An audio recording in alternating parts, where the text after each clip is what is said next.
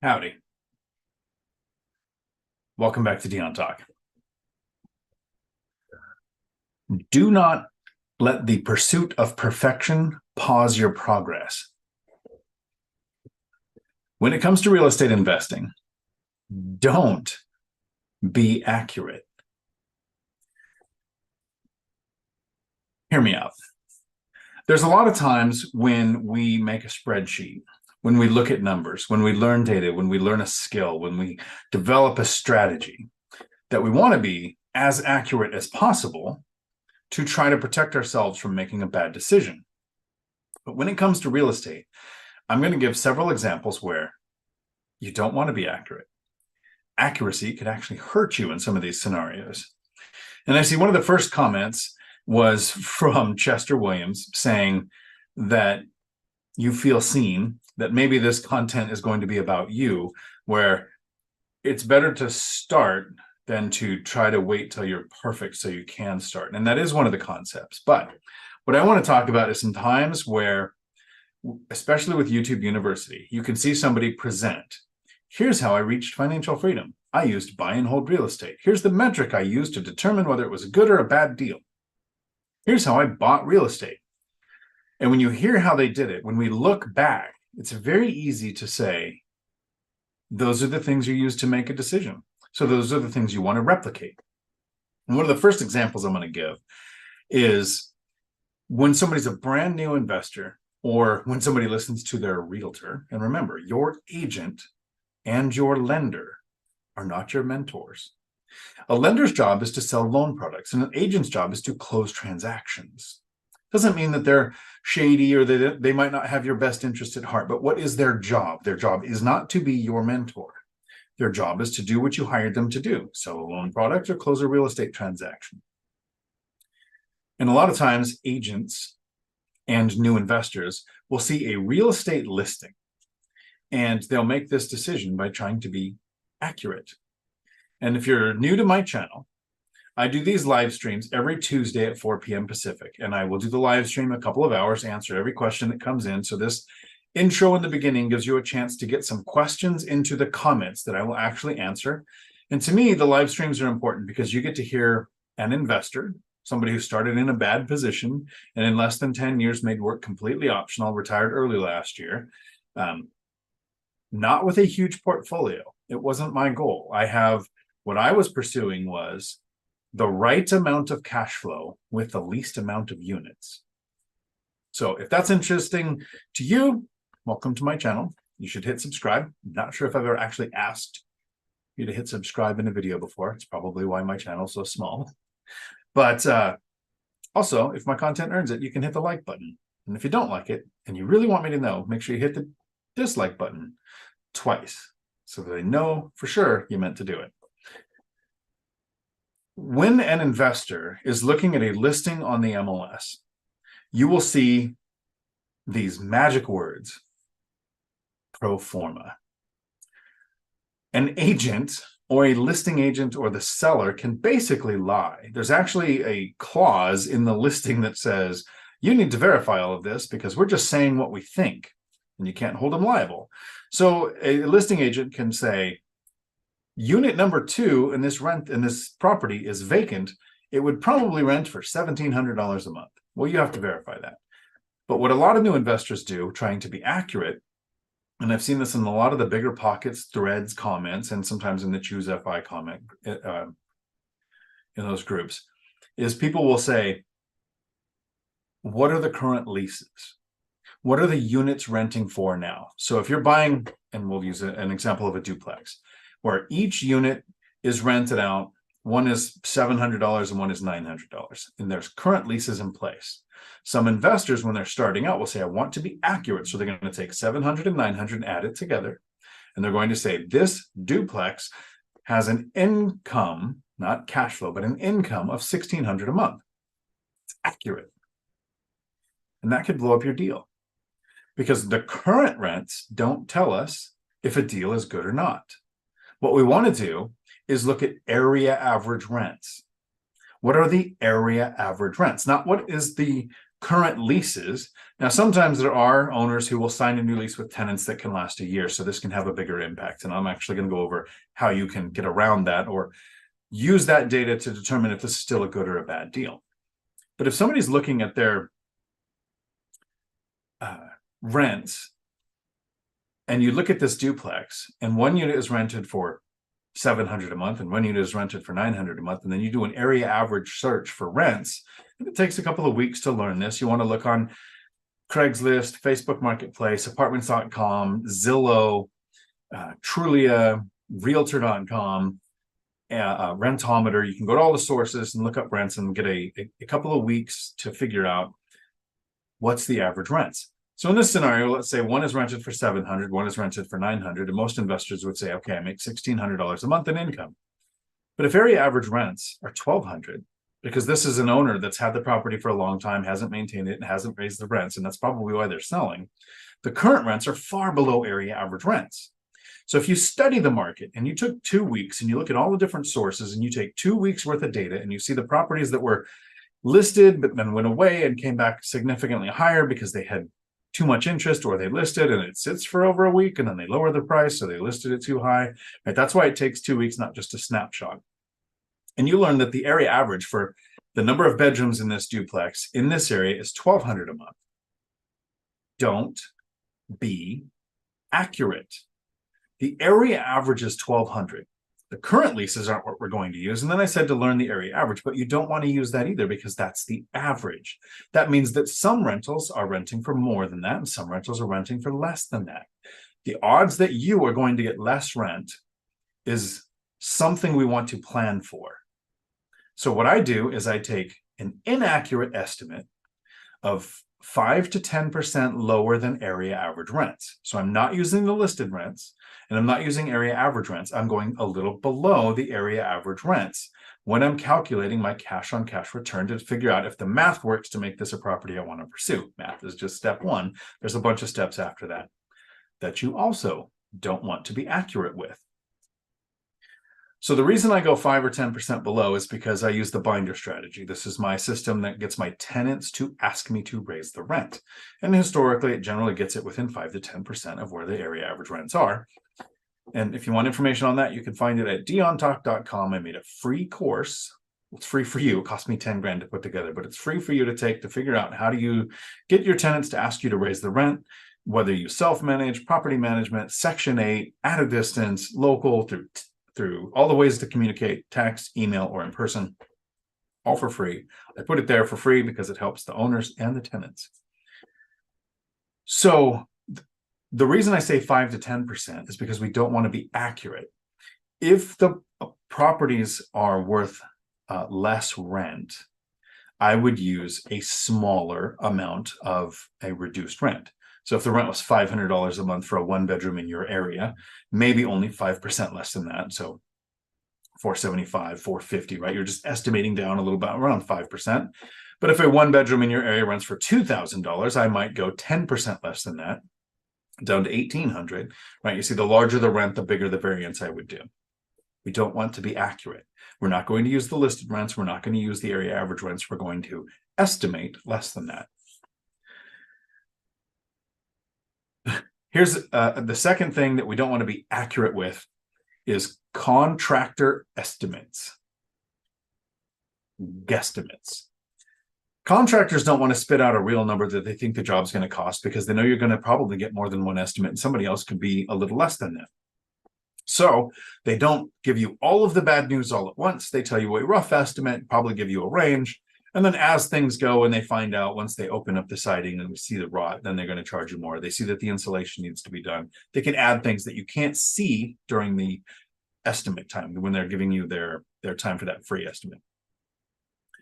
So an example is my most recent purchase, my first purchase, which needs work. On most of my other properties, which is going to answer one of the questions in the comments, is all of my deals are from the MLS. All of my deals are with traditional lending, conventional loans, or my own cash. So no hard money, no seller financing, no creative financing. And up until this most recent purchase, none of my properties have needed work. $1,000 or $2,000 worth of little things, but no rehabs, no kitchen cabinets, no bathroom remodels, nothing major. on them, except for one. I know I needed a roof, but I knew that in advance, and I didn't actually go up there and do it. So I walked the property with a contractor while I was under contract during my inspection period. So I had an inspection going, but I also had a contractor come up, give me an estimate. Looked at all the work that needed done. They said, well, it's probably going to be around 30,000. So I figured it's going to be around 50,000. And then I set aside 80,000 to handle the $30,000 estimate from the contractor. If I was accurate and then the contractor came and said, oh, this job with all this work is going to be about $30,000, and I put aside $30,000, I'd be borrowing money to finish the job. So I don't want to be accurate when it comes to contractors' estimates. I figure it's going to take longer and it's going to cost more, because if it costs less or goes faster, you don't lose your portfolio. If your system absolutely requires that it's done on time, if you can't survive another month of paying the mortgage without having a tenant in place, it's going to take you a couple of months to get a tenant in place. Murphy's Law and Murphy's fourth corollary. If a sequence of events can go wrong, they will, and in the worst possible order. So we don't want to be accurate with contractors' estimates. And one of the reasons that we get multiple estimates is because the contractors aren't accurate either. The third thing that you don't want to be accurate with is when you're running your numbers and you're saying, okay, when I purchase a property, there's a method for figuring out the cash on cash return. And the simplest metric is annual profit divided by cost to acquire. Right? So it's very simple, annual profit divided by cost to acquire. But as you get into the deeper dive of figuring out your cash flow, annual profit, how do you get to that? Right? You have to break that down. That's all of your income. So your rents, if you have paid parking, pet fees, storage, anything that you're charging for, if there's a coin-operated laundry, you take all that money together, you take out your expenses. So your principal, interest, taxes, and insurance, and setting aside for repairs, maintenance, and vacancy, right? So those future expenses. What's left after that is your profit for the year. You divide that by your cost to acquire, which is your down payment, your closing costs, and your money that it took to make it rent ready or immediate repairs. You divide your profit by your cost to acquire, and it gives you a percentage. That's your cash on cash return. So here's an example of why we don't want to be accurate. I've been investing a little over a decade, right? It took me, I closed on my first duplex in 2013. I retired in 2022. So around a decade from when I purchased the first investment property, although I was saving for 2 years before that. So it was about 12 years of investing for me to retire and make work optional and never have to work again in my life. But that during that decade, here's how many vacancies I've had. 0. I've had some tenant turnovers, but I've never had a property sit vacant longer than a month. As far as before I retired, I had 16 rental units when I retired that produced a little more than $17,000 a month in cash flow. So pure profit after all expenses, after paying taxes, after setting aside for repairs and vacancy in the future. So I've had tenants say, I'm leaving. My shortest period was 4 days. Right? I had 4 days to get some flooring done, touch up paint, some minor repairs, switch out a faucet, stuff like that. My handyman do, not being too lazy to do that. Happy to pay a handyman to do that. And I've had one where a tenant went and passed away. The spouse moved into care, so the house was paid for and basically empty for a month, but paid for that month. And then a new tenant came in the next month. So my vacancy rate is basically 0 because I've never had a time where the property was actually empty. When I'm running my calculations, I still calculate as though I have a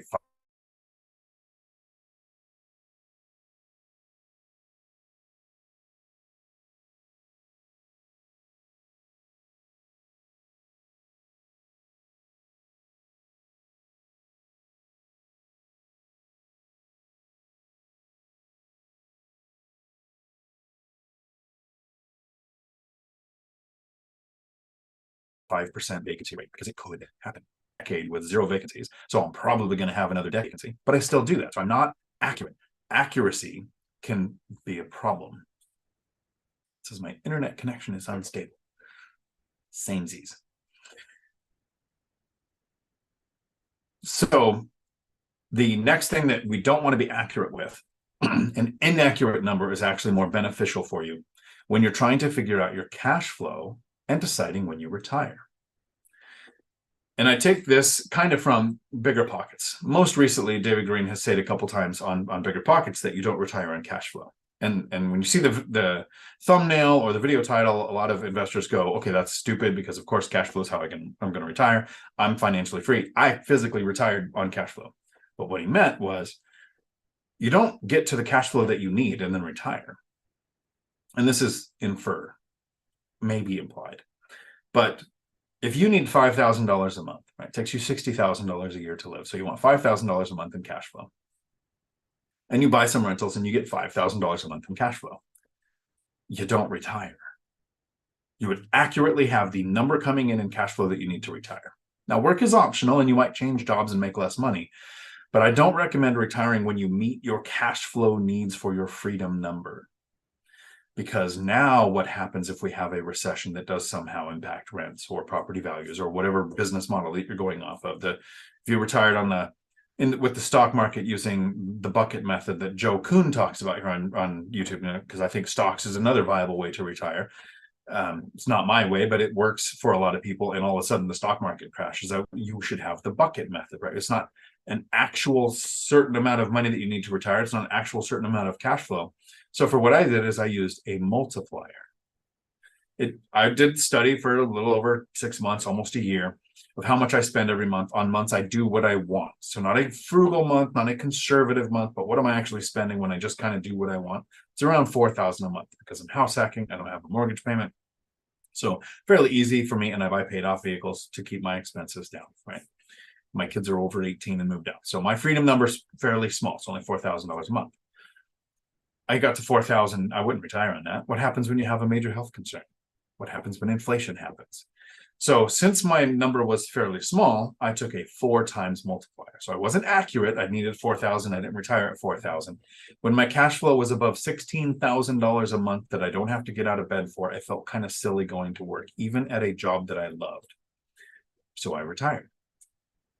And I think the larger that your freedom number is, the smaller the multiplier that you need. Kind of like the inverse to the rents, right? The lower the rent, the smaller that the gap can be between what you're actually projecting.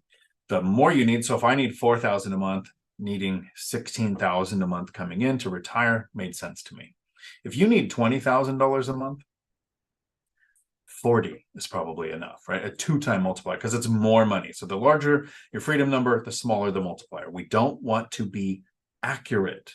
We want to estimate and have rough numbers to make this possible.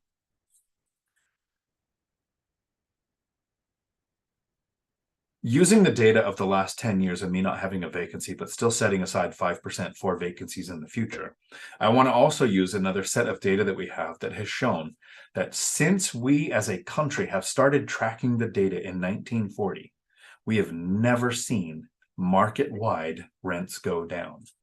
Right? There are some local markets, Detroit, when the car manufacturers move away, or in the Silicon Valley when the dot-com crash affects them. Locally, their rents went down, but market-wide rents have never gone down. It looks like it in 2009 because Class A, very high-end rentals, took a dip, which made it look like all rents came down. But C and B properties, because of the people who went through foreclosures becoming renters, actually increased demand on rentals. And in 2009, 10, and 11, rents went up. So using 60, 70, 83 years of data, I think, where we've seen rents never go down, I invested in buy and hold real estate with a plan to retire early, which I did, and plan on rents dropping by 50%.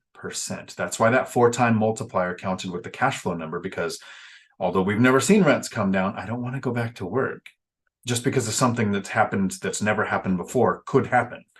So while you're planning this, and we know that we have factual data of over 80 years of information that show that market-wide rents have never gone down, plan on it. Don't be accurate. Don't base your decision on the data that shows you it will never go down, because you want to be safe, benefit from it not going down in the future. That's great, but don't need it to not go down in the future. Then the last thing that I'm going to wrap up with, that if you watch my content, you're familiar with, I'm 100% real estate. If I owned a stock or had money stuck in a retirement account, I'd still be working. right? And, Joe Kuhn shows it, and you should check it out here on YouTube. It's Kuhn. Retired with stocks, right? And he has a system that works for a lot of people, and he's helping people with the stocks thing. That's not my thing. So I don't try to teach anybody about stocks. I talk about real estate. I'm 100% in real estate in one asset class. A lot of investors would say that's stupid, that you want to diversify. So I specifically diversify in two ways. I have a set criteria of this is how I protect myself from ever having to go back to work. First, I diversify my tenant base. I have about 1/3 working or retired, 1/3 Section 8, so the housing voucher program, and then 1/3 from the military. So I've got 3 categories of tenants so that a prolonged government shutdown, a pandemic, or a stock market crash doesn't destroy all of my rental income. It would hit one sector. But it's not perfect. I'm not accurate. There's no way I can maintain a perfect 1/3 ratio, right? Because it would be illegal to probably advertise only Section 8 tenants or only military or no Section 8 on a rental. I can control where I advertise. So if I have a unit that just came available and I want another military tenant to replace the one that moved, and I advertise on base, what kind of tenant do you think I'm going to get, right? But it's not a perfect science. If somebody else applies and they're qualified, I might have my ratio go off a little bit. So I'm not trying to be accurate. That's a planned diversification. And this includes the criteria that I use to protect my portfolio. So I've got a list of things. I want my properties at least 10 miles apart, so they're not pulling tenants from the same sources. So if a company shuts down, a port goes on strike, or a base closes down, all of my tenants aren't impacted. One rental that's close to that economic driver is impacted, but not my whole portfolio. The larger your portfolio, I think the less that this starts to matter. But when we're first starting out, I wouldn't want 2 or 3 rentals in my whole portfolio in one small area. I don't want to own a 10-unit apartment complex as my first one. I wanted duplexes that were in separate towns close to different sources of tenants. I want side-by-side small multifamily, right? Single-family houses don't cash flow in my area, so I went with small multifamily. I want side-by-side because if you have tenants living above or below another, you have noise complaints when plumbing issue can affect 2 tenants instead of 1. I want at least 2 bedrooms and a garage because more space equals more stuff, less likely to move. I want fenced yards because it's pet-friendly and people with pets are less likely to move. I'm trying to limit tenant turnover to protect my cash flow. So this is my list of criteria. I want large economic drivers like a base, a port, college, a hospital, Boeing, or Amazon, or a large population like 100,000 or more. But I want all of these criteria for my portfolio to be protected, to be diversified, to be spread out so that my retirement, which I retired last year, is protected. Don't be accurate. And I'll say this like I did at the beginning, which you might have missed because of the way YouTube's live streams start. Don't let the pursuit of perfection pause your progress. Some of my rentals don't have garages. Some of my rentals don't have fences. 2 of my rentals are only 7 miles apart. The most recent purchase is an up-down duplex. If I wanted side-by-side duplexes and I wanted fenced yards and I wanted only ones with garages and I wanted only ones 10 miles apart, 3 or 4 of my properties I wouldn't own. Because my list of criteria is my full wish list, and I don't want to be accurate. I want as many of those as I can, and the more of those that I have, the more likely I am to pursue that property, because math starts first. What's my cash on cash return? What's my yield? Okay, now I do a deeper dive. What's the layout of the property? Is this going to help limit tenant turnover? How is it laid out in relation physically to the rest of my portfolio? Is it too close to my other rentals? Is it too far for me to drive and self-manage? All of those thoughts go through. Then, how many bedrooms? Does it have a garage? All of the other things.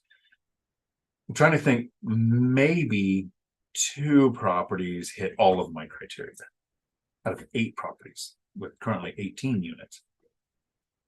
Don't be accurate. Don't let that pursuit of perfection pause your progress. It's something that I see often when people go, okay, I've heard people say they can get a 10% cash on cash return, so I'm not going to look at anything that doesn't do that. And in that market, maybe that's not even possible.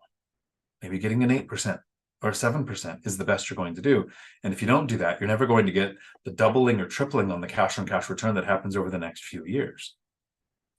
I hope that the intro to this video makes you think of the list of things that you want with your rental that you're putting in place. Is it to help you get the best deal? Is it to protect you from getting a bad deal? Or do you have enough criteria so that you have an excuse to not take action because you can't find that perfect deal? Let me get to the howdies here and answer all of the questions that come up. Remember, this is a live stream. I'm going to answer every question that comes in. And I appreciate each question because I believe there's somebody else who's going to learn from your question. Bill, howdy. I see Bill has welcome to Someday. So in the members videos, which we did this last Saturday, we're doing this Saturday coming up as well, before 4 p.m. this Saturday. I'll make sure the video comes out. I'll put it up probably Friday, so you'll get plenty of notice to get well, the notification, because YouTube's notifications, not so great. Dividend Dave, third, howdy. Keep going. Howdy, good to see you. REI Stoners, I said hi to your spirit at the meetup last night, Dave, and it ignored me. Not cool, man, because Dave said he was at our local meetup in spirit, because Dave has now moved down to northern Louisiana. And actually, Dave, when Dave lived here in Washington, it was about a 3-hour drive to come to the local meetups. The wealth building journey. Howdy, Chester. I have a feeling this is going to be for me. That's how I started the video. I'm going to guess at the half hour prior to the live stream, being able to start is better than being perfect. We'll see how this goes. Pretty close. There was a lot of 1, 2, 3, 4, 5, 6 things, at least, of don't be accurate, be close. And then I'll take the Marine Corps idea of nobody gets a plan to 100% because too many things are going to change. You get a plan to 80%, you start taking action, and then you adjust on the fly. Jason, howdy. It's never early to hit that like button. This is very true. Do you think it's possible to find good deals on the MLS without having to do a rehab? Ones that just need cosmetic work. Thank you. I do believe it is. And that's what I recommend doing. For the lazy investor, I think there's more sweat equity, more creative financing, right? You can do rehab loans, the 203K owner-occupied rehab loans. You have like all kinds of options. But what I'm trying to help is the average person who's working full-time, maybe has a relationship, maybe has kids, is trying to have a life, to be able to acquire rentals. I invested for over 10 years, 12 years, before I ever did cabinets or countertops. I've done flooring. When I say it means I hired somebody to do it. Paint, I've actually done some of the painting because I kind of have fun doing that. What else have I done? I put a roof on my fourplex when I bought it, but I knew that was coming and it was part of the negotiation to get the price down. So I've done some things like that. But the roof was the biggest thing I had done before this last purchase that I did. So 12 years in, I purchased a duplex. That's my first BRRRR, possibly modified. BRRRR because I didn't use hard money. I used my own money. And it might not be refinanced again because I don't need a big lump of money. What I want is cash flow. And that's what's going to come from this. So yes, those deals are on the MLS. They're not easy to find. And sometimes it will look like a deal that won't have a good return. And so you have to dig really deep. I bought a duplex, 2 bedrooms, 1 1/4. There's a quarter bath, 1 1/4 bath on each side. But each unit was almost 1,200 square feet. 2 bedrooms, 1,200 square feet. Each one had a den. The den had 3 walls, a closet, and an exterior door. So you put in an interior wall with a door. It's a legal bedroom because it already has a closet, 2 ways in and out, source of heat, source of power. So I knew I'm buying that one where the rents made sense at 2 bedrooms. A professional term, that property produces a metric crap ton of cash for me every month because I put in equity by adding a wall. So does that really count as a rehab? Kinda, but it wasn't that I bought into the rehab because I bought it. And one side had tenants that were very elderly. And when I bought it, this I always feel bad when I laugh at this because the guy living there and his spouse, he says, "Are you buying this to move in and you're going to kick me out?" And I said, "No, actually, I'm buying this as an investment. I kind of hope you stay." And he goes, "Good, because I plan on staying here until I pass away," which he did. Then I put in the wall, and then he rents at the time. It's 3 years later. So it's not like purchase to do it, but purchase with the plan of doing it. It takes a lot of searching through deals. I think the average was something like look at 100 deals to find 20 that make sense that I make offers on. And out of those 20 offers, which some of them might be offers, counters, back and forth, right? I'll get one deal. Like it's a large numbers thing. So it's not like you could just go on the MLS, throw a dart. Oh, that's going to make money, right? It does take some work, but I do think it's possible. Manuel, howdy. Tiffany and Laura, howdy. Buzztune, good to see you. Manuel, I have a question. Dave Ramsey says paying off a house is the best way to get wealthy. I know he is wrong. What is your take on it? I think that there is 300 and something million people in the US, and for 300 and something minus about 50,000, that's brilliant advice. Pay off your house, don't use credit cards, invest into a retirement account. Like literally 99.9% of the population, it makes sense because so many people are carrying debt on a credit card. A lot of people have nothing saved for retirement. A lot of people have no investments, don't contribute to the 401k at the company that they currently work at that offers one. Like there's a lot of people, a massive number of people that benefit from the total money makeover, Dave Ramsey's advice, and paying off a mortgage to show that at retirement, let me see if I can do this. This is why I think Dave Ramsey has really great advice for most people, right? Home ownership has a huge impact on net worth. And I had actually heard different numbers than this. This is from the Fed, so this is a more recent data. But you're 40 times more net worth than a renter if you own a house, right? So paying it off can have a huge impact on, and I don't want to say the average person, because the average person is half. I mean, like 99% of the people.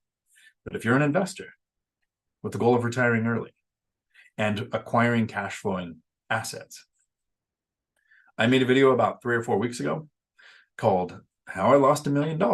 And we laugh about it. Me, Matt the Lumberjack Landlord, and Michael Zuber from One Rental at a Time talk about 2018, 19-ish. I paid off my single family house, which was I owned it before being an investor, right? It was my smallest mortgage because it was the smallest loan purchase, and it was my highest interest rate. So it hit the debt avalanche, hit the debt snowball. It made a lot of sense for me to pay it off, and I funneled all the cash flow and paid off $121,000. About a year later, I invested about $109,000 to buy a fourplex. Now, fourplex, in the last 3 or 4 years, has made me over $1 million.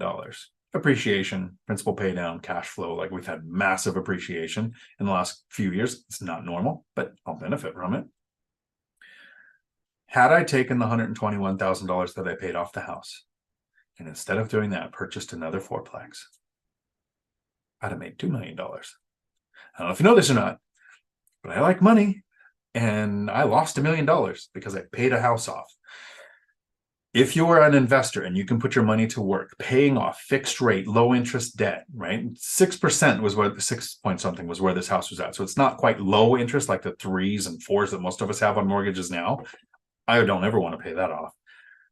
It was, I don't regret having a paid off house, right? It's a swan account. Sleep well at night because I know if the stuff hits the fan, and I have 3 things go wrong and a septic system fails and a lawsuit and whatever comes up, I can go over there and I have a piggy bank of a paid off house where I can go and get a 50% LTV on that property right now would be about $200,000. I could just go pull out 200 grand, solve any problem I need. Feels good. Having $1 million would feel better, right? If you learn how to invest and put your money to work, I would suggest growing your portfolio because pay off house, or have a house with debt and buy another house. Now, 2 houses are appreciating. 2 houses are getting principal pay down. 2 houses are either cash flowing, you're house hacking to save expenses, right? So the more you grow your portfolio, the better. And I think the example I've used recently is if Robert Kiyosaki, Rich Dad Poor Dad, and Dave Ramsey, Total Money Makeover, I think that's the book he wrote. Sorry, not a Dave Ramsey fan. It's like I'm their nephew. Right. I want debt. I don't want to do what Kiyosaki did and use credit cards to rack up debt and then to have the hope the house fixes it or be 100% loan to value, right? I wanted, as growing the portfolio, I wanted around 70% loan to value. So if I had $1 million in real estate, I wanted $700,000 in debt. If I had $10 million in real estate, I want $7 million in debt while growing the portfolio. Never got there. Right now, I think it's like 6.8 million gross value, 1.8 in debt. And then if I sold agent fees and taxes, net worth around 3 million-ish, 2.9 or so. Growing every month. Weird how this works. It's almost like real estate is a good thing to do. So paying off a house depends on the person. Remember, Robert Kiyosaki said, your house is not an asset in Rich Dad Poor Dad. And it got him kind of attacked in the finance world because it's like redefining the definition of asset. And he was like, no, I'm saying asset means it puts money in your pocket, liability takes money out. And other people say, no, if it has value that you could sell and make money from, it's an asset. So I get the argument. I think your house is a Schrodinger's asset or liability, and you don't know which one it is until you open up the box and look and see the numbers. Is it producing income for you? Is it costing you money? Paying it off?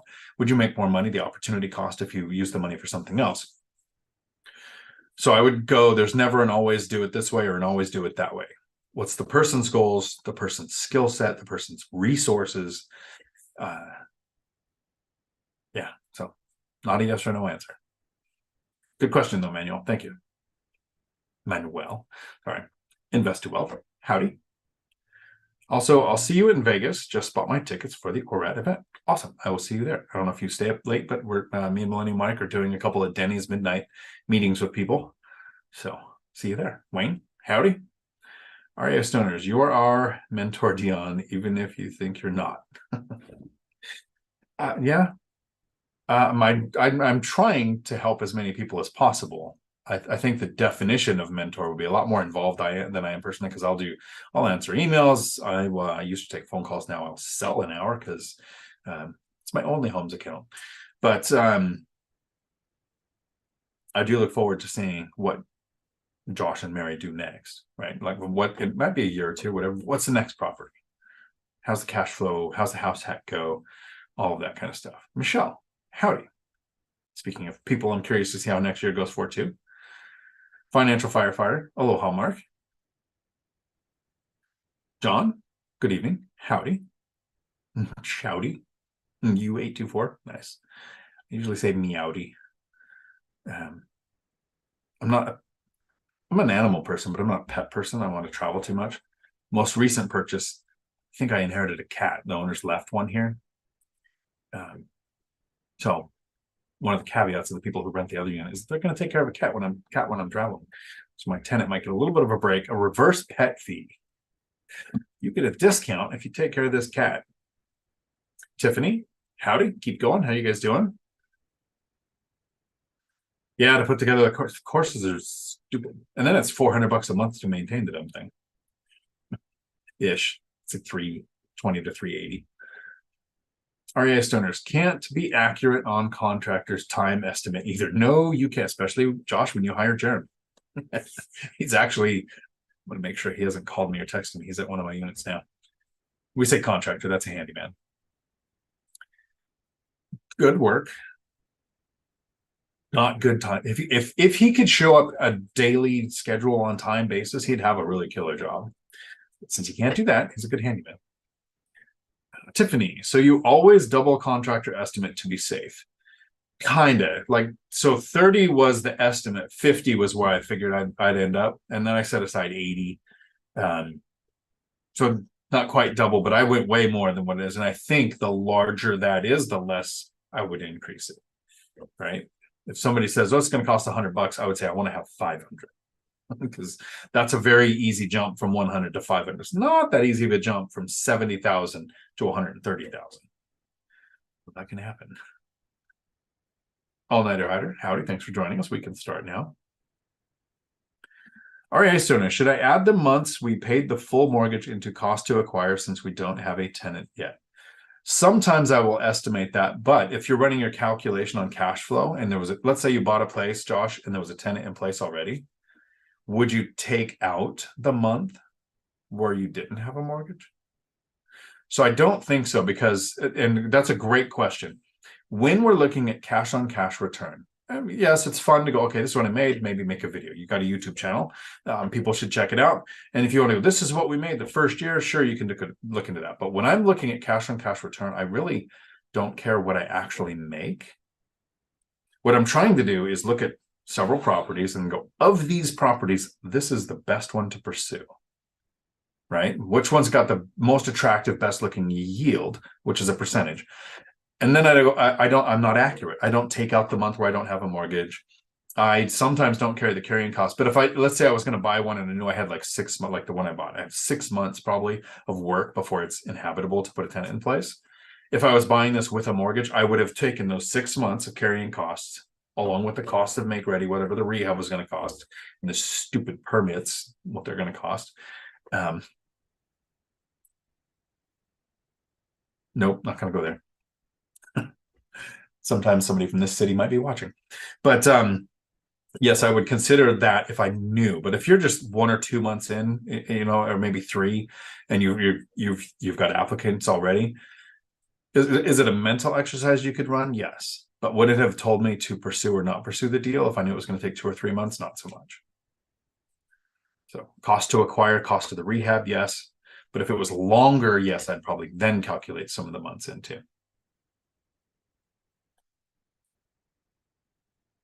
REI Stoners, my point proven. Ryan is late again. Peter, howdy. Ninja Vanish, howdy. Jada, howdy. Hope all is well. Now that there's a lot of new construction offering a lot of incentives, such as buying down the rate and lower closing costs, is it worth going after those over older homes?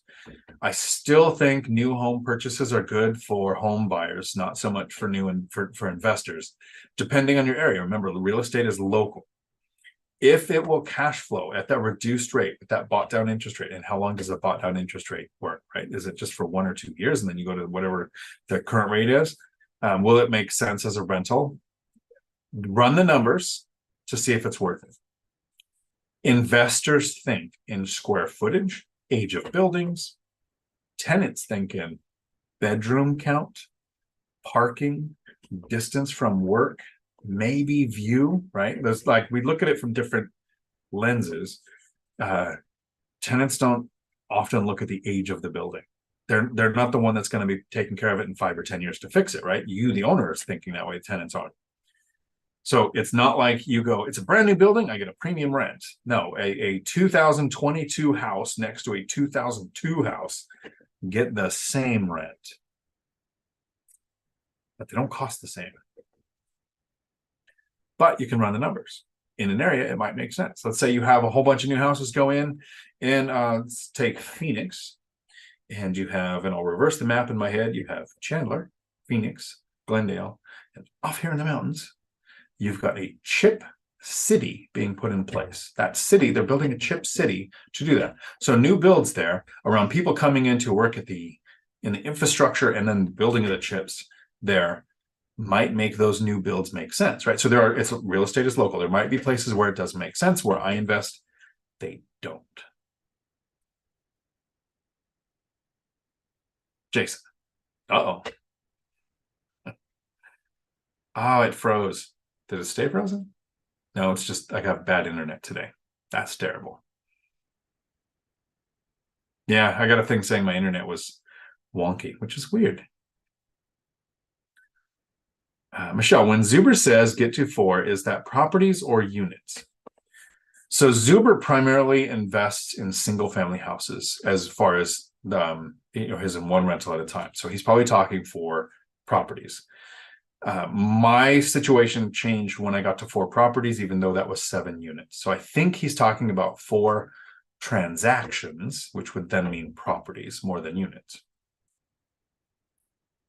Because 2 duplexes versus 4 houses, same number of units, but 4 properties, 4 houses that are going to appreciate.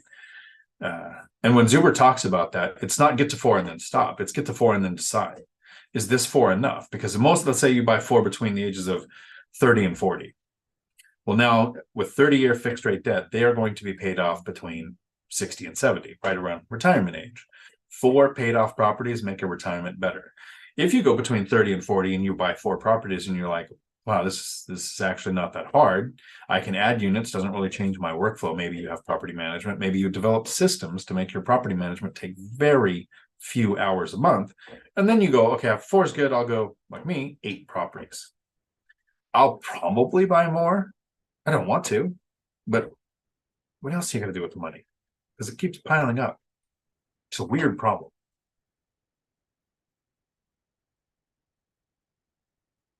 RA Stone, I agree. And then Manuel, let's go. It goes both back and forth, so open to interpretation. But the cool thing is, if you get to 4 units or 4 houses, 4 single-family houses or 4 properties, you now have the experience to say, I can continue to do this, or I should stop. Todd, howdy. Brian Adamson had a great quote on Zuber's channel the other day about this. Perfectionism is just dressed up procrastination. Nice. I like that. I'm going to have to check out that video. RAI stoners, my freedom number is getting a lot bigger. A personal chef is expensive, so is a personal joint roller. True, but would they do it the way you want it? Julie, howdy. Perfection. Very true. Jason. Yeah, exactly. I agree. It was funny.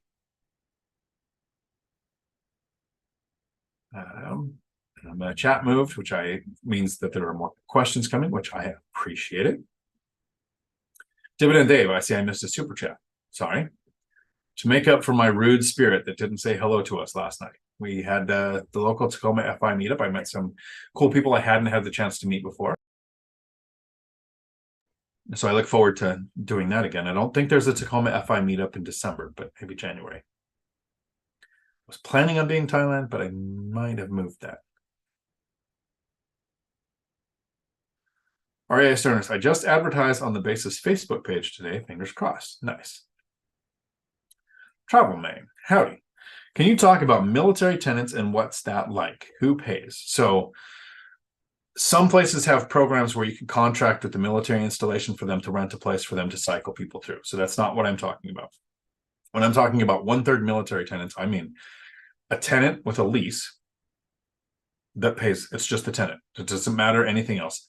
The reason I want 1/3 military is during a recession, right? Militaries can downsize, but generally that doesn't impact a service member until the end of their contract, right? It's not like they come in and go, okay, 60 of you guys have to go home. It's 6 of you aren't re-enlisting in the next couple of months, so it can impact you, right? But I want only a third, because if the base closes down in my area, I don't want all of my tenants to go away. Matt, the lumberjack landlord, had almost all of his tenants in 2007 working in the construction field. So when construction took a dive, his tenants went 9 paying to 4 paying to 1 paying, right? I don't want that. So I'm kind of diversified the tenant base. Having a military tenant and a Section 8 tenant has a couple of benefits.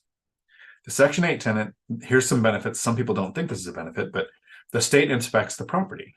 The tenant knows the state's going to inspect the property. I've never had a Section 8 tenant not take care of the property. Second, if there's a problem with the tenant, if you have a tenant and it's just somebody that works at Boeing or Amazon and they're renting your property and you have a disagreement with them, you have a court system to evict them with, right? If you have a Section 8 person, you have a housing authority counselor or case manager to call.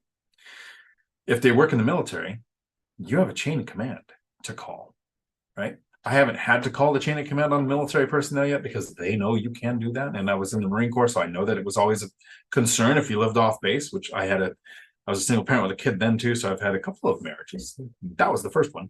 But I would never want my landlord calling my command, right? That's hanging over your head. So I've never had a problem with military tenants. There's a couple caveats that you have there. Section 8 in some areas does pay lower than area average rents. So you have to watch your fair market rent, know what they're allowed to pay, and negotiate using the binder strategy to get Section 8 rents where they need to be. And with the military, it is a federal regulation that you have to allow them to break a lease if they get orders to go to deploy or go out of the area, right? So you just let them break the lease, right? So you have to be aware that that could happen. But most military tenants I've had, like I just had a tenant that moved out, is in the Air Force. The Air Force? Or is he? No, he's Air Force. Had like 9 months. He'd been there for years. And in the last 9 months, he says, hey, I think I'm getting orders. And then 6 months, I'm pretty sure I'm getting orders end of the year. And then about 3 months. So I had like so much notice. And I don't know, I think his lease was February to February or something like that. But of course, I just, great, lease is breaking. Thanks for that heads up. Left the place, had a huge German Shepherd living there, but left the place immaculate, got his full deposit back. So my experience with military is good, but it's just them. You sign a lease with the person. There are programs where you can contract with the military or the government agency to rent your place too. That's not what I do. I'm more like, what was I going to say? I'm long-term tenants, not mid-term or short-term. That's my goal.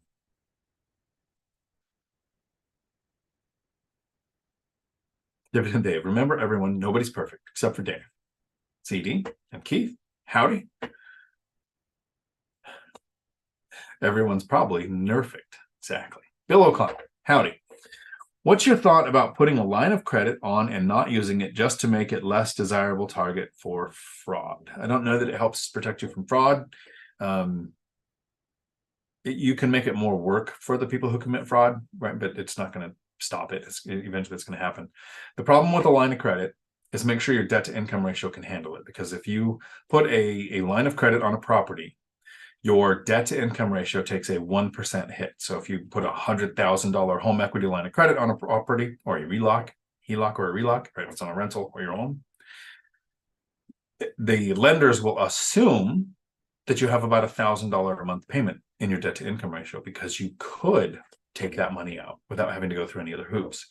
So if your debt to income ratio can handle it, and there's not a big expense to setting up that line of credit, can't hurt. Always remember, don't use it as a reserve, because lenders can cancel them at any point in time.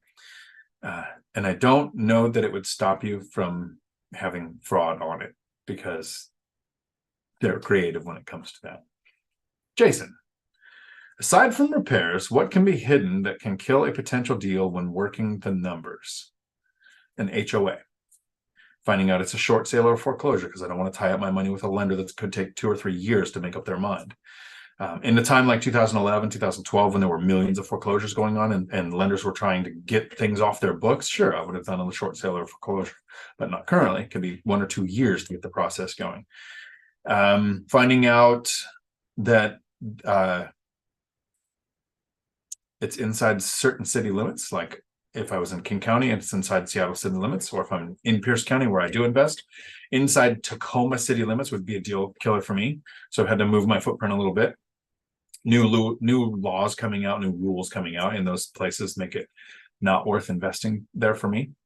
Other things that can potentially kill a deal. I went under contract on a property. While under contract, the seller renewed leases at low amounts of rent with the tenants to protect the tenants because they like them. That killed the deal for me, because it killed my cash on cash return. What you do for that is, let's say you ran the numbers and you think you can get about $1,000 a month, and area average is 1,100 or 1,200. So you're a little bit below that, you're safe. But then they sign new leases at $600 a month with both tenants in the duplex. So you're going to lose $400 a month in each unit.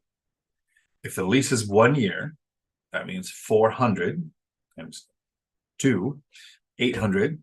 You're losing $9,600 in a year. All right, so I would take 9,600, put it in my cost to acquire. Does it still make sense? If it does, go for it. In my case, the lower rents didn't, so I adjusted my offer by the cost to get the numbers where I wanted it to. Went under contract, they accepted it, and I said, I'm doing this because you signed new leases.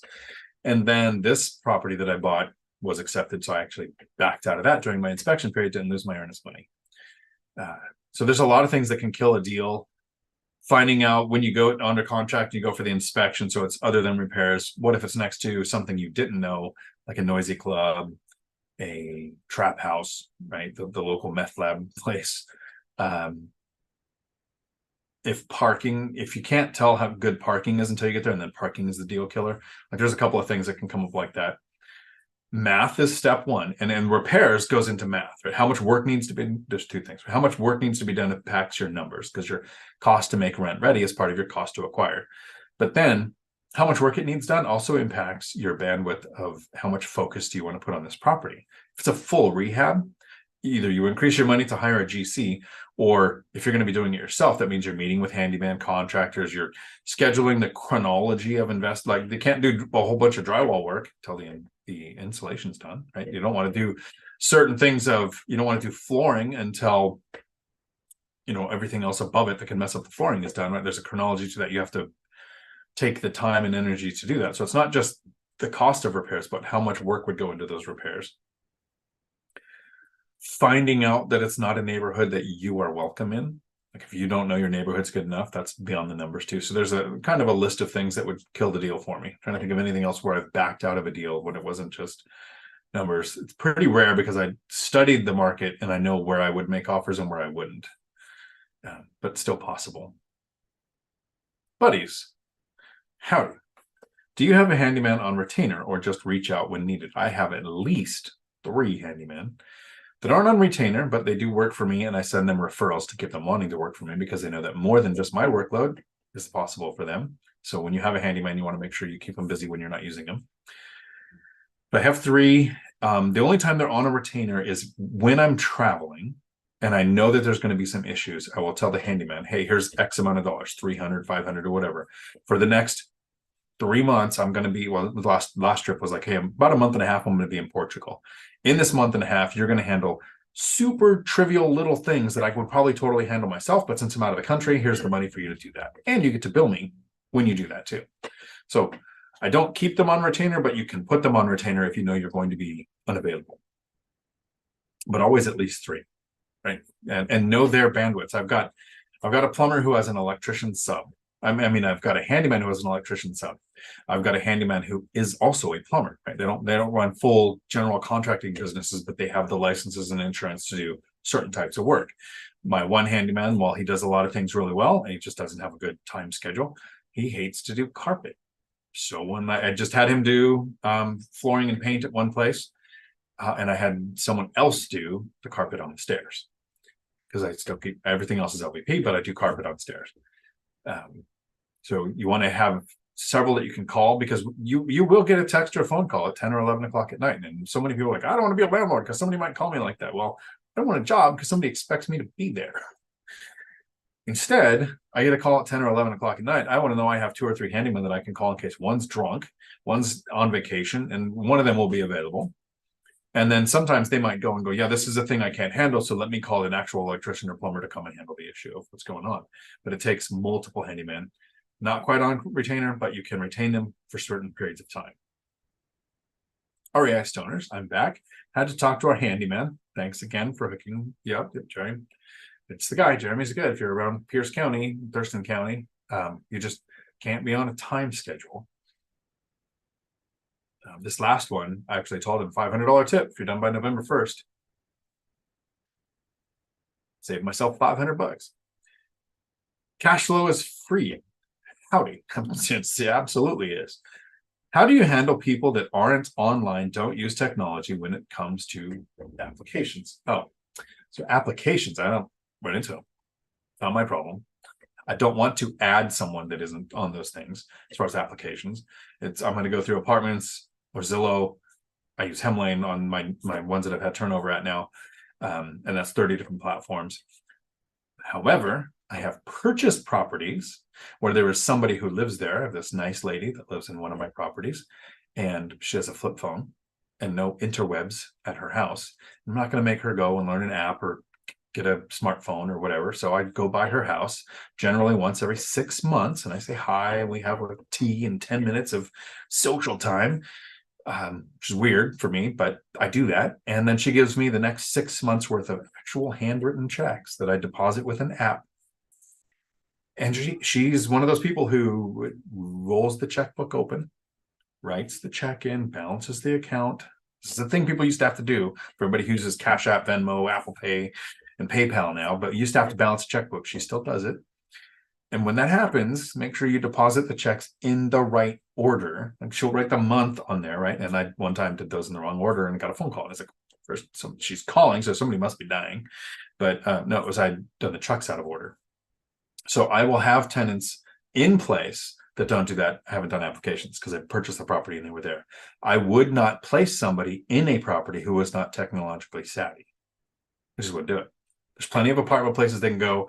They can walk and they can sit in the front office, fill out paperwork and forms right there with an office manager. They have other options. It's not going to be in my property. Cody, howdy. Anna, howdy. Cody, what was the biggest reason you decided on real estate for your retirement? What was the biggest reason? I made it to 40 probably I say without ever really having $1,000 in the bank, because anytime I had more than $1,000, it was spent immediately on something. And so I was 40, single parent with 3 kids. 2 times pensions had been taken away, right? After Desert Storm, the Marine Corps downsized. After the 2008 housing crash, law enforcement downsized. It was like my chances for pensions kept going away. I got a job at Oak Harbor Freight Lines just before they went on strike, which they still haven't resolved 14 years later, 15 years later. So I thought I'm going to make my own pension. At 40, in order to, and I started working at a CDL school making $17 an hour. I was teaching people how to drive trucks, wasn't making a lot of money. To use stocks, it takes a significant amount of investing. The amount that you invest has just as much of an impact as the compound interest over time, right? And I didn't have a lot of years left. And I was planning on working until 60s or 70s. I was going to work until I die. But I figured if I invest in stocks, that's going to take millions and time that I don't have either. Crypto 2008, 2009 was kind of a thing. People were like, oh, Bitcoin used to be $2. Now it's $24. You can make billions off crypto. Didn't jump on the bandwagon. So too volatile for a single parent with a low income to risk that. It's not that it's an asset class that doesn't work. It's just one that didn't fit what I was trying to do. Starting and growing a business, I'm not an entrepreneur. Now, let me do an overshare for you here. Let me prepare for an overshare. So every time I talk about this story, my throat closes. Remember, boys and girls, you can't drink all day unless you start early. Thank you, Dan Pitchler. So here's the overshare. I was running a CDL school. I had been demoted down to president of the company. I had a couple $100,000 and I had some rentals, but I thought, I'm running a CDL school. I'm growing this thing. It had 6 staff in one location. I've grown it to 60 staff in 5 locations. Like, I'm the king of running a business. Not an entrepreneur at all. So I thought, trucking companies are trying to grow. This is before the pandemic. Trucking companies are trying to grow. The resource that they can't find, they can find trucks, they can find routes, they can buy fuel, they can have insurance. They just can't find people to sit in the truck and drive the truck. And I run one of the largest CDL schools on the West Coast. 2,000 people a year go through our school, get a CDL, get a local driving job starting out $70,000, $80,000 a year, right? I have the solution that all of these companies have the problem with. So I took $100,000, leased some trucks, bought some flatbed trailers, got some contracts, hired some drivers, and then blew through almost the other $100,000. I can run a CDL school. I couldn't run freight brokerage loads. I couldn't understand cash flow of a business compared to rentals. It's very easy to understand the cash flow. Every month, here's your expenses. This is your rent if everyone pays. This is what happens if people don't pay. But business cash flow, you have net 30, net 60, net 90. You have projected quarterly tax, like you're spending tens of thousands of dollars where you haven't made a penny yet. Like all of these things happened. And I was trying to be fair to the driver, so I paid a living wage with overtime and wasn't generating the money. So as I got closer to that second $100,000 being gone, I shut down the business. Basically, I fired the drivers, but then they just went to the school and became instructors. So they just transferred where they were working. And I spent tens of thousands of dollars to break the leases on the truck to get all that. So I lost $200,000. Running a business is not my way to create a pension. I'm not a business person. I'm not an entrepreneur. I'm a great W-2 employee. I can work really hard for somebody else. And luckily, the CDL school I was at recognized me for that and put me in a leadership position. but I'm not an entrepreneur. So stocks, entrepreneur, off the table. What's left? Real estate. Why did I choose real estate? I had to live somewhere. House hacking was a possibility. 30-year fixed rate debt. All of the ways I can diversify, the ways that I can use my skill set. At the CDL school, I learned how to communicate on a higher level than I had at any point in time. Even de-escalation training as a law enforcement officer didn't give me anything that working at the CDL school did. Imagine how much better your communication skills are when you take a 19-year-old who's never touched a clutch before, put him in a semi and get him on the freeway within 30 minutes. That communication skill transferred into me developing the binder strategy, figuring out, okay, how can I keep my tenants happy and get my rents to go up and have them think it was their idea, right? The whole binder strategy came from what I learned there. And that's why real estate. I had a couple of examples that did real estate, but they did it in such different ways that one was a realtor for like decades and just bought all the best cherry picked deals that came through the door. The other was my brother who had a paid off house and used a home equity line of credit and rinsed and repeated buying rentals. Would buy it, pay it off, buy it, pay it off, pay it, and just do it over and over. I was upside down in equity, didn't have a lot of money. As a single parent with 3 kids, I couldn't quit my full-time job and go become a real estate agent. So what did I do? House hacked, 10-year plan, buy real estate. I hope that answers your question on why I chose real estate. And I'm sorry for the overshare, but I want people to know that if you've made mistakes in life and it costs you, at that point in time, it was life savings, right? It's just gone. Or you make decisions and it ends in divorce, or you become a single parent, or you're not making a lot of money, or whatever. You can still reach financial freedom. It's still possible. For me, the most likely scenario was finding a way to do it that was boring, not sexy, and not fast. I set a 10-year timeline. Buy 1 rental every 2 years. In 10 years, I'd have 5. 5's going to do better than if I had none. And then the income snowball kicks in around 5 years, and it happens faster after that. So that wasn't planned, but that's how it went. So I figure if you can make a plan for 10 years and you don't mind it being boring, because what did I do for the first 2 years? Saved, worked overtime, played World of Warcraft, and sold things online. The next 2 years, what did I do? Saved. So for 2 years, I did that, 1 house hack. 2 years later, second duplex. So 4 years, did 2 things. That's boring and slow and not sexy. But if you don't do those first 2, you ain't going to do the last 4. Then I see we have a super chat from Dave. I know I just spilled spot remover on my dog, and no, he's gone. Would you name your dog Spot? Go see Cal. And his dog Spot. There you go, if you live in Southern California. Thank you, Cody, for that question. That is why I chose real estate. Let me know if the overshare was irritating. Michelle, I think if I had learned and done what Ramsey says early on, I'd be better off now, but I'm not going to cry either. Maybe. I think, Michelle, we talk about this often. Almost all of us say, I wish I knew sooner, wish I started sooner. And I'll use them as a reference. I haven't done this in a while, but I used him as a reference a couple of times.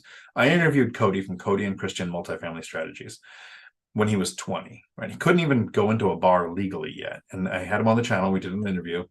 He had 30 rentals at the time. And he said, I just wish I started sooner.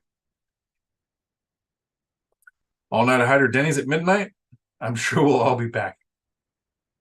Denny's at noon. We'd be back. And Cody, what would be a major thing that would cause you to want to sell your properties and change course in your investing journey? Age is probably the most obvious and likely change that will make me do that. I've got neighbors across the street. I don't know if they would want me to share their names. They're really cool people. I'm not going to share their names. I'll have to ask them next time. Can I say your name in a video? But they had 11 rentals. They're a little bit older than me. I can't tell 5 or 10 years, right? They could be 20 years older than me and just have great genes, right? They're selling off their rentals and buying dividend stocks.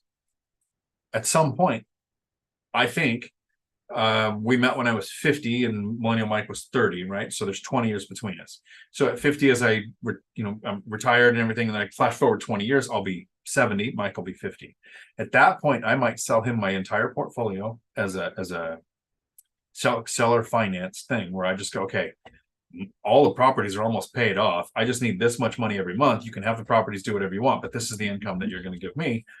Create a note, offload the whole property. So age is the one thing. It wouldn't be regulation. I think that the more regulations that come in, the richer I actually get. I don't know, Cody, if you've seen it, but I have videos on my channel here on how rent control makes landlords stupid rich and tenants homeless. So the more regulation there is, I might pick and choose where I go to because of some dumb laws. I like staying out of city of Tacoma city limits and city of Seattle city limits. But let's say the whole state of Washington went that way. Maybe sell, offload, go to a more friendly state as far as investing goes. But I think that's the biggest thing would be age that would actually make me offload the properties. You know, some people go, well, if there was nationwide rent control, I would sell my properties. Like, no, I just get stupid rich. Rent control makes the landlord rich. What could they change anything else? The universe is listening. Challenge accepted. Manuel, I live in Vegas, so yes, I'll be joining you guys at Denny's. I don't know about my wife. She goes to sleep early. Fair enough. Larry, I hit the like button. Thank you. Every time you hit the like button, an angel gets its wings. Usually try to say that in the chats on the YouTube channels that I watch so that my friends can get their channels better too. And sorry, my chat moved again, which is great. I appreciate every time the chat moves. Why?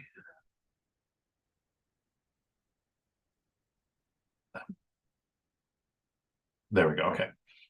Midnight, what would be?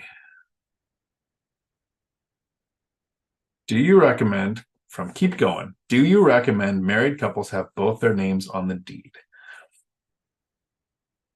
So there is a benefit.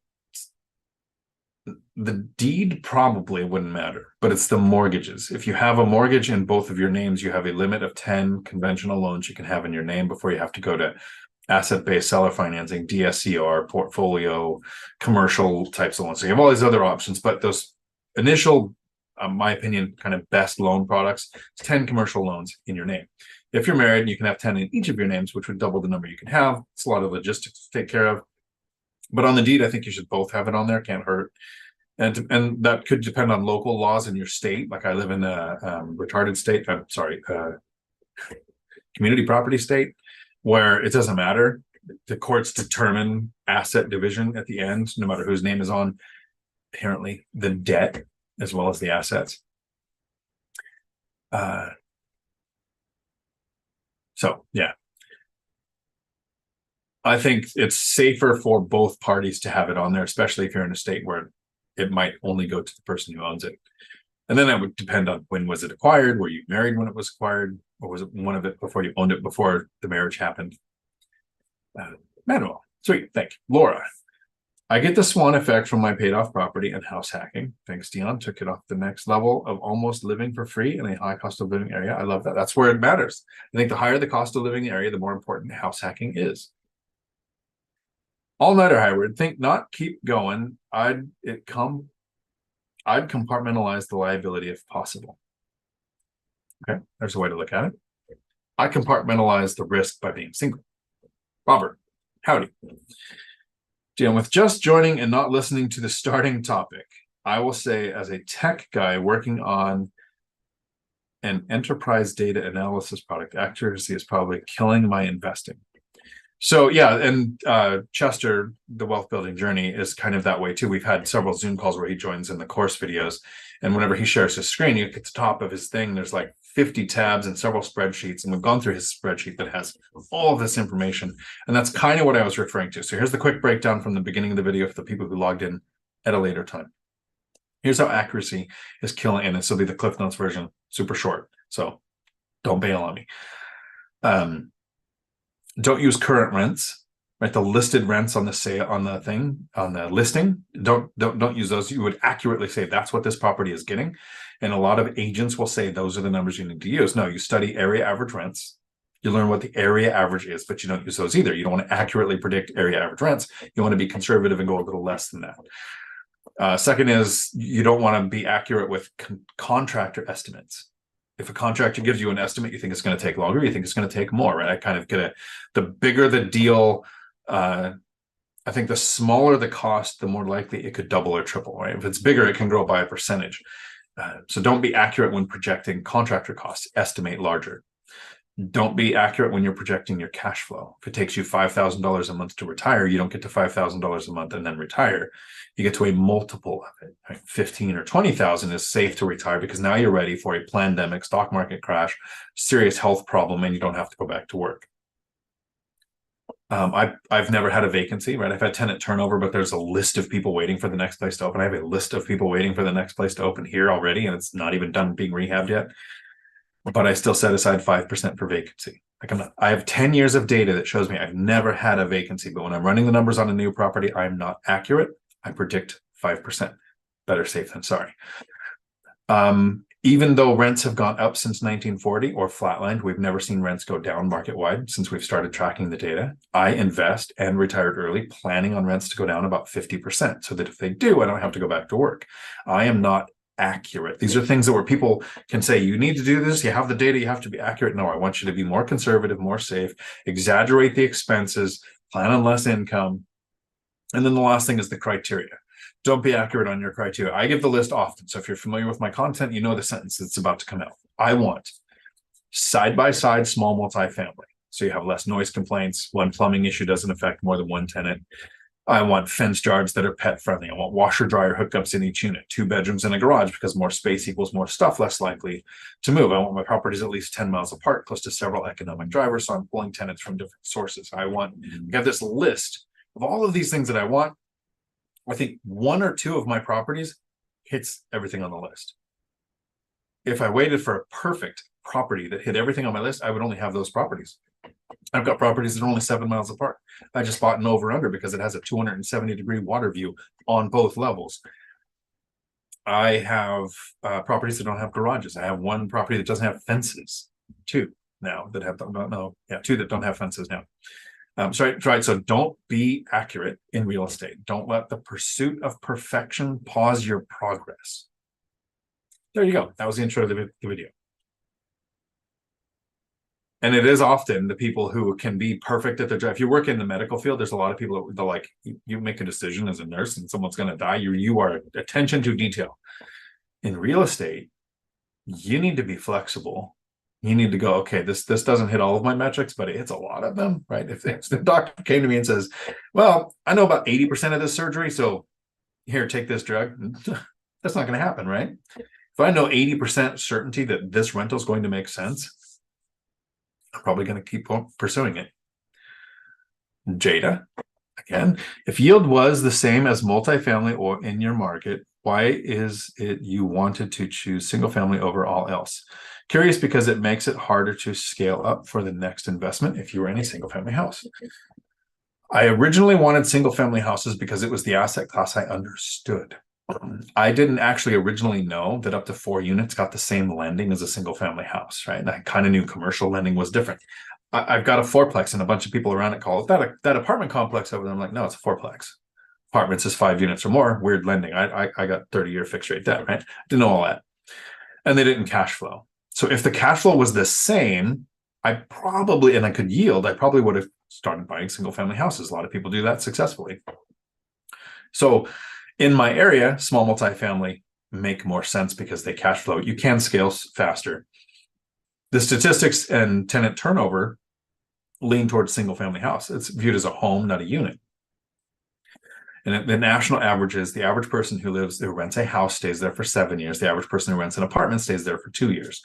So I like side-by-side small multifamily with fences because I've got tenants in place much longer than 7 years, much longer than I've owned the property, plus 7 years since I've owned the property.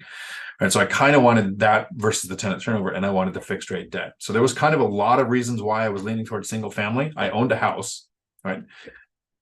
I was really good at keeping custody of my kids and possession of the house. I was never good at keeping a girl around, right? Laundry list of reasons. And I don't have enough of the water that makes my eyes water here to share all of those things yet. But I had that house and I knew, okay, I could live here. If I could buy another house, I can rent this one out and I live there for a couple of years, and then I buy another house where I get the low down payment, good interest rate, fixed rate debt. Then I found out about small multifamily. So every time I say, hey, I started wanting to pursue single family, it was kind of because I thought it was like my best option. Once I realized that the loan product on up to 4 units, and I didn't know this with my VA loan, it can go up to 5 units. But if you have the VA loan, you can go up to 5 units, still 30-year fixed rate debt, 0 down. I still haven't used my VA loan. It's an option. I've got a couple of reasons why I haven't done that. So now looking at it, if I saw a single family house in my market or a small multifamily, and I would, like Michael Zuber says, which one yields the best? That's the best use of capital. I'm not worried about scaling. I'm worried about what's the best use of my money going to work. Because I've never wanted unit count. I want the right amount of cash flow, which is at least 4 times what it costs me to live, with the least number of units. And there's a gradation there too. I don't want it all in one unit because then all my tenants are coming from the same sources. The least number of units for me was probably somewhere between 12 and 15. I'm at 18 now, so I might sell a property or two and pay off debt. I'm not going to do that because the mortgages are so low. Right? But that's the theory is least number of units, right amount of cash flow. Keep going. Okay, thanks, All Nighter Hider. It seems I have heard something like that before, but as a SAHN, too many acronyms, I don't have a W-2, so probably could never qualify for a loan on my own. So there's a lot of ways to get lending where your W-2 doesn't matter, your debt to income ratio doesn't matter, your salary, your work history doesn't matter. Look into asset-based lending or DSCR loans. Your credit score matters. Then how the property performs is what they look at for those loan products. Often a bigger down payment and a little bit worse interest rate, but it is an option for somebody that doesn't have that consistent W-2 income. All Nighter Hider, roger that, keep going. I'm single and no W-2, so I'm looking at owner finance and DSCR loans to get me on the property ladder. Lumberjack Landlord, howdy, Matt. Hope you're having a good night and got some sleep. Baby looks cute. Pretty sure there should be more likes. Never hurts for there to be more likes. Would be appreciated. Keep going. Nice doing the work. All Nighter Hider. Thanks for the tip. Awesome. Master Coach University. Howdy. We bought a triplex with cash a couple years ago as a value-add renovation project, trying to decide whether to aggressively refi out at the higher rates or wait or take less out for a smaller payment.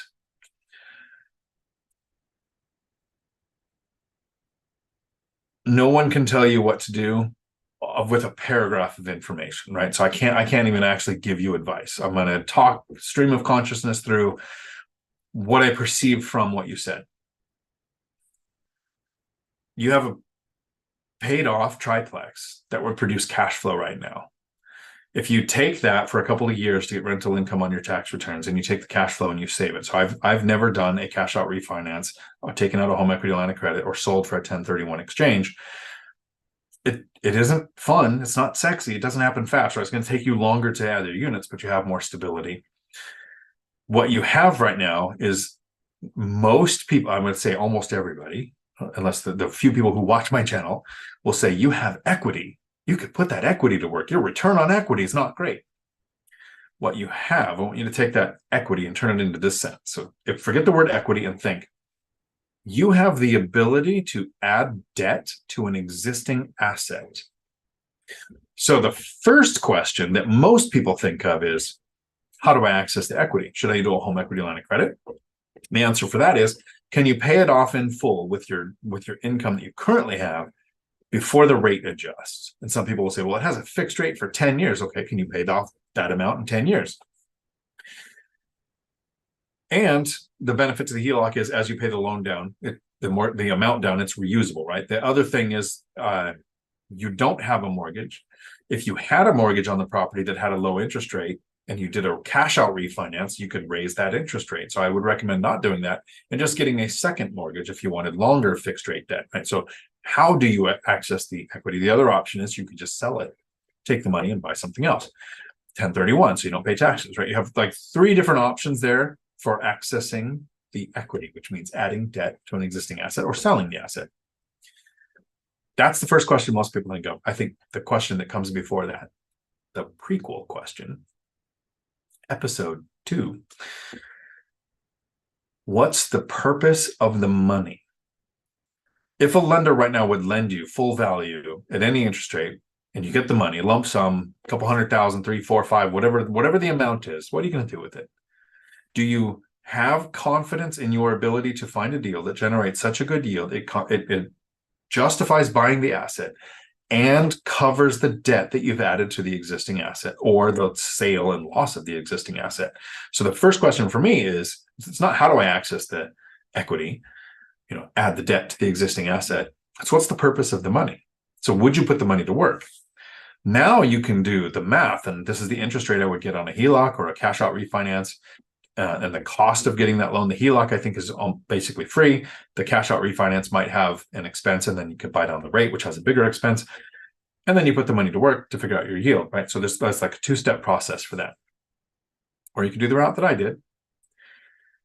Save the cash flow, get the rental income for 2 years, buy the next investment property in 2 or 3 or 4 years, and then in 2 or 3 or 4 more years, you do the same thing. And at about that 6-year mark of investing, the income snowball starts to kick in, and the rents have increased at your properties. The mortgages haven't gone up much. You're increasing the number of cash flowing assets that are producing income for you, and then you can add properties faster. So yes, you don't get to retire in 6 months. 6 years? Maybe 10? Travel May. Howdy again. How do you look for properties to rent for military? Does have to be very close to the base. Close to the base, close to colleges, you'll have military people who use their GI Bill, and if you're looking for specific in military. So it's not so much that I would target colleges to find military, but if you're around a college, you can advertise on military websites around the college. But you want to be close to the base, right? You're not going to rent to military very far from the base. There will be 1 or 2 military in a town in the middle of nowhere, not by a base, and they're doing recruiter duty. But that's not a big enough demographic for you to say, okay, let me buy an asset class for this tiny little metric of the population close to the base. So commuting distance. And one of my criteria is that I usually want to be next to several economic drivers. And I list these off often: a base, a port, college, hospital, Boeing, Amazon, a large corporation or a large population. I own a duplex, and you can Google this, in the town of McKenna, Washington. Population 650. Here's JBLM, the Joint Base Lewis McChord. So it's one of the largest bases on the West Coast.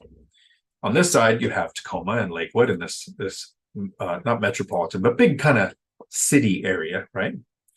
On the other side, you have Mount Rainier. The Apache called this the Boondocks, middle of nowhere. And down here at the bottom of the base, it's this little town called McKenna, Washington, with 650 residents. There are people in the military from Los Angeles, from New York, from Dallas, right? When they come to JBLM, they're going to look and they go, here's the cities, and they move there. There are people in the military from other little towns with 400 population, 500 population, right? When they come to Washington and they get stationed on the base, they look out here and they see all of this open forest land in this tiny little town, and that's where they go. So I don't have to have all of my criteria, but because it's so close to the base, 30 minutes from the capital, and like there's other community things there too, how far would somebody drive to rent that? So if you're within commuting distance of the base, and commuting distance for a base is a little shorter than commuting distance from a city, because if you have a civilian job and you're late for work in the morning, you might get chewed out by your boss, you might get written up. If you're late for formation in the military, you could face jail time, right? Office hours in some units don't play around. So the commuting distance for a base is a little bit less than what I would commute. Like 45 minutes from a city, I would figure that's commuting distance. 20 minutes from a base is commuting distance. Robert, howdy. Thoughts on using cash value life insurance as a bank account alternative for saving money to use for real estate?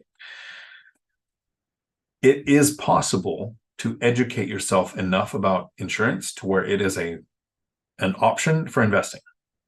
But here's the phrase I want you to remember, Robert, when it comes to insurance. Insurance and strippers. Insurance is an industry that makes money by selling a product to people who don't understand it. Now you know why it works for strippers. If you've taken the time to self-educate and you can run the math and it makes sense and you have a long enough time horizon for this to make sense, absolutely. And where life insurance makes sense is if you have people dependent on your income. And I never wanted to be worth more dead than alive because my kids would have killed me for a slice of pizza, right? Now that I don't have people dependent on me for my income, I would not touch insurance, health, life insurance or anything. Period. I don't care what the return was. I'd rather have the control of having the money to rent. So me personally, no. But have you educated yourself? Do you possibly have somebody who's dependent on your income? There are reasons why it might make sense. And just remember, it is an industry that makes money off of consumers who don't understand the product. Bronco, howdy. What's up, Dion? Please dress up as Jeff Bezos next Halloween. I think he's clean shaven, right? Bezos. Huh. Well, I will need me Mackenzie. I have an ex-wife I hate. No, we're good.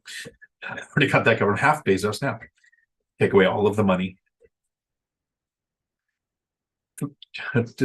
Remind me when we get closer to Halloween, or I'll forget. That's kind of a funny one. I was thinking David Green, Jeff Bezos, somebody like that. It's kind of an easy hair club to fit into. First name, last name. Howdy. Don't Google it. Type in the chat Jack Reacher's middle name. That's on his birth certificate. First name, last name. If you break a lease as active duty on orders, do you get your security deposit back? Yes, minus repairs that you damage to the property. You get your deposit. You can't be charged a lease termination fee. You can't be charged for those rents, those months of rent between now. It's a regulation. Fair housing, people would complain. Be very easy to get that. So yes, you do if you break the lease, but you have to have orders. You have to show the orders. I didn't ask my guy in the Air Force to show me his orders. We talked several times, so I knew for 9 months it was coming. JMC. So before I go any further, first name, last name. If you have a military tenant that's not sure when they're going to get orders and they're concerned about breaking the lease, like they're like, oh, you might hold me to this, I might not get my deposit, and they're kind of afraid to rent from you. Here's what I've done. And this isn't so much about the military. I try to talk all of my tenants into buying properties. Yes, I enjoy tenants and I use the binder strategy and I don't want tenant turnover and I'm super lazy, but I like to help people and I'm interacting with people face to face. I'm like, instead of renting a side of a duplex, you can go buy one and have the other tenant pay most of your mortgage, right? You could live for almost free. I've done this for years. One time, had a tenant finally buy a house, connected him with an agent, a lender, it's buying a house. But I like to be bankable. So I want year leases because my lenders, in order for the debt to income ratio to really not matter, they're going to use 75% of my existing rents and 75% of the rents of the property that I'm buying, contingent upon I also have more than 3 months remaining on my existing leases. So I have to have more money on my leases, more months remaining on my leases. So if you have somebody who's afraid and doesn't want to commit, a month-to-month tenant might be an option for the military. They're like, I don't want to sign a long lease because I might get orders and I might take off. That one tenant that was like, I want to buy a house, but if I sign a long lease and I buy a house, then I've got to pay a lease termination fee or you can keep charging my rent. And I was like, okay, so let me tell you, I want the long lease because it helps me get lending, but I also want you to buy a house. Or you tell the military person, I want you to be able to move away if you get orders. So let's make the lease termination fee $50. So the person who was buying the house, if they go to move away because they bought the house, it's $50 to break the lease. And of course, I didn't charge the guy $50. I just did that so he was comfortable. I knew that wasn't what I was worried about. A service member that wants to go month to month, but you want to do a year-long lease, you say, like, we're going to do a year-long lease, but just in case you had to leave, first of all, you can explain to them, you get your deposit back because I know it's orders. But if you want to break the lease, it's only $50. And that way I get a long lease to keep my lenders happy, and you're not trapped. That's an option. Master Coach University. Howdy. Thank you for the super chat. I appreciate it. If no refi, the unencumbered income gives a better income profile for future financing. Don't want to sell because we just have to buy something else. Higher rates. Goal is to buy more properties with refi. Maybe. So you could buy more money with more properties with refi, but you have the choice. Recycle capital. That's line of credit, cash out refinance, 1031 sale, right? Or recycle cash flow, which is me, just keep saving, buy the next property. And yes, the income over 2 years makes it very easy to get, not very easy, easier to get the next mortgage, because now your debt to income ratio really doesn't matter. So yes, holding it does make future financing easier. Having the better debt to income ratio does make it easier to get financing. There was one other thing when I talk about, if let's say you sold it to buy something else, right? You just have to buy more things.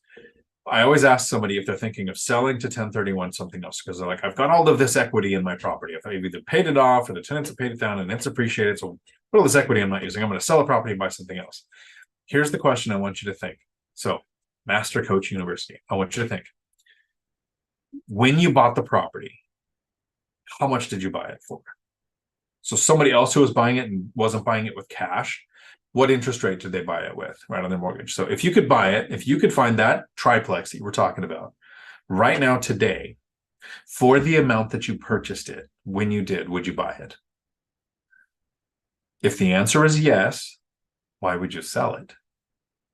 If the answer is no, you wouldn't buy it, well, maybe you have an asset that you want to sell and offload. But most times, if you bought something in 2020, 2019, whatever, 2-3 years ago, and we've had 20, 24, 19% appreciation every year, most people would buy it for the price that they had found it before. And thank you very much for the super chat. It is appreciated. And it's actually not so much about the money. I appreciate the money. That's super cool. But it's because super chats let YouTube know somebody is enjoying the content. Maybe share this with somebody else. JMC, howdy. Should we be afraid of this market if we haven't started this journey yet? Yes, absolutely. Should always be afraid. Everything you do in real estate, and it sounds sarcastic, and I apologize, didn't mean to. Everything you do in real estate is going to be scary the first time. Second time, it almost feels like you could teach a class, right? It's just going to be scary. Doesn't mean you shouldn't take action.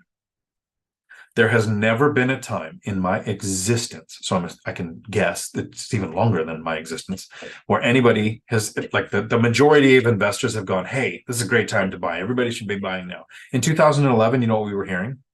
JMC, double dip recession. Don't buy now. It's going to crash again. That was the bottom of the market and probably the best cost time to ever buy real estate. 2013, don't buy. Prices are above where they were in 2008. High prices caused a crash, which is not what happened. So it's got to crash. It's unsustainable. Nobody can pay this amount. 2015, we were going to have a silver tsunami and everybody was going to retire. All the baby boomers were going to flood the market. And then people realized that when a baby boomer does flood the market, that means they're selling a house to buy a house to downsize because they're empty nesters now. That's a one-for-one transaction. Didn't flood the market with anything.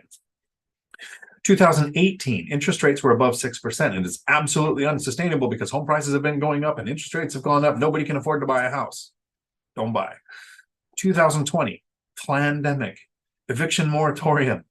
People can't be evicted. You can't raise the rents. What 20% appreciation in a year happened. 2021, interest rates, dumbest people on the planet started saying, if the interest rates go up 1%, home prices will come down 10%. Well, a tripling in rent and rates and increase, kind of flat line of home prices says that was stupid. Every time interest rates go up 1%, buying power goes down 10%, but that has nothing to do with prices because the transaction number goes down, prices continue to rise. 2021. And last thing, I'll wrap up with this here, and I hope you understand. I'm not being sarcastic. I'm actually trying to help you understand. It is always going to be scary.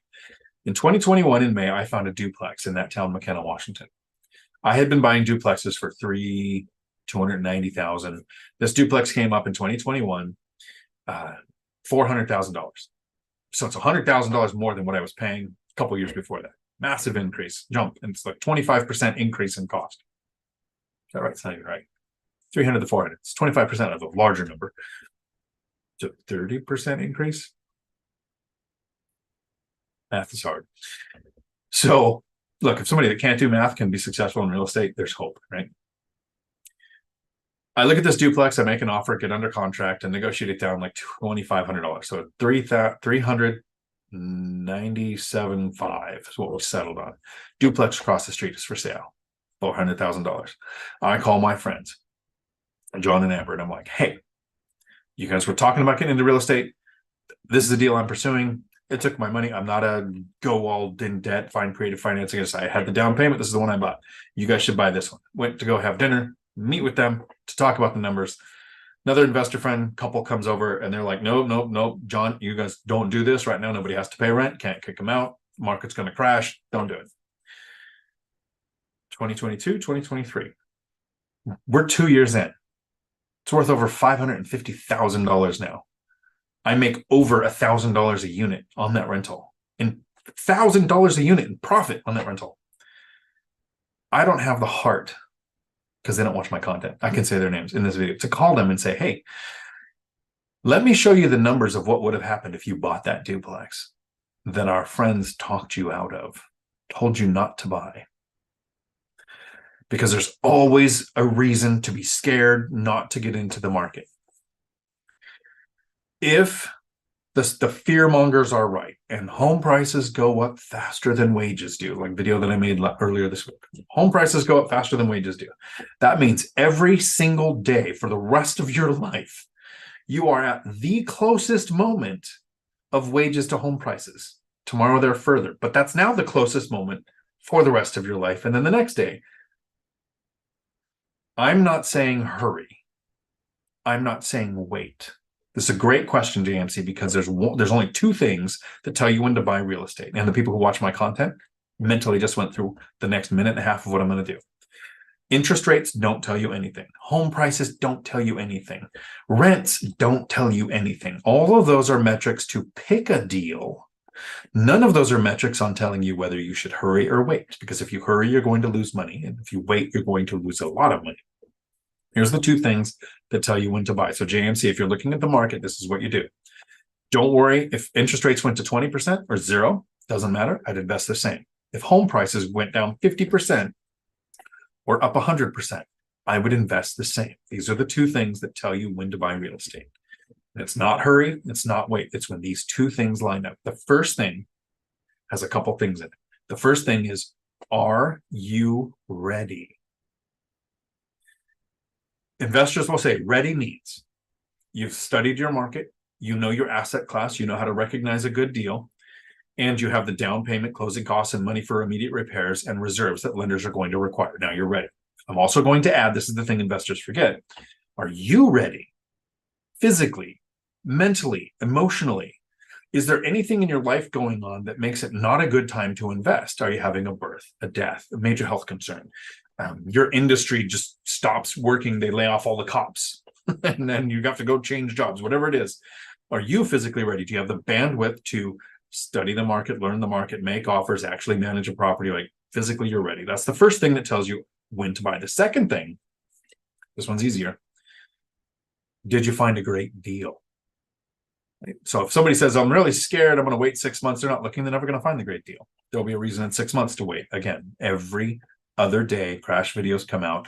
The new reason for over a decade of why the crash was right around the corner. This is no different. It's a different reason, but it's no different than the last 10 years of don't buy now. It's the end of the world. Everything's never been like this before. You know how many times we've been on the brink of World War III?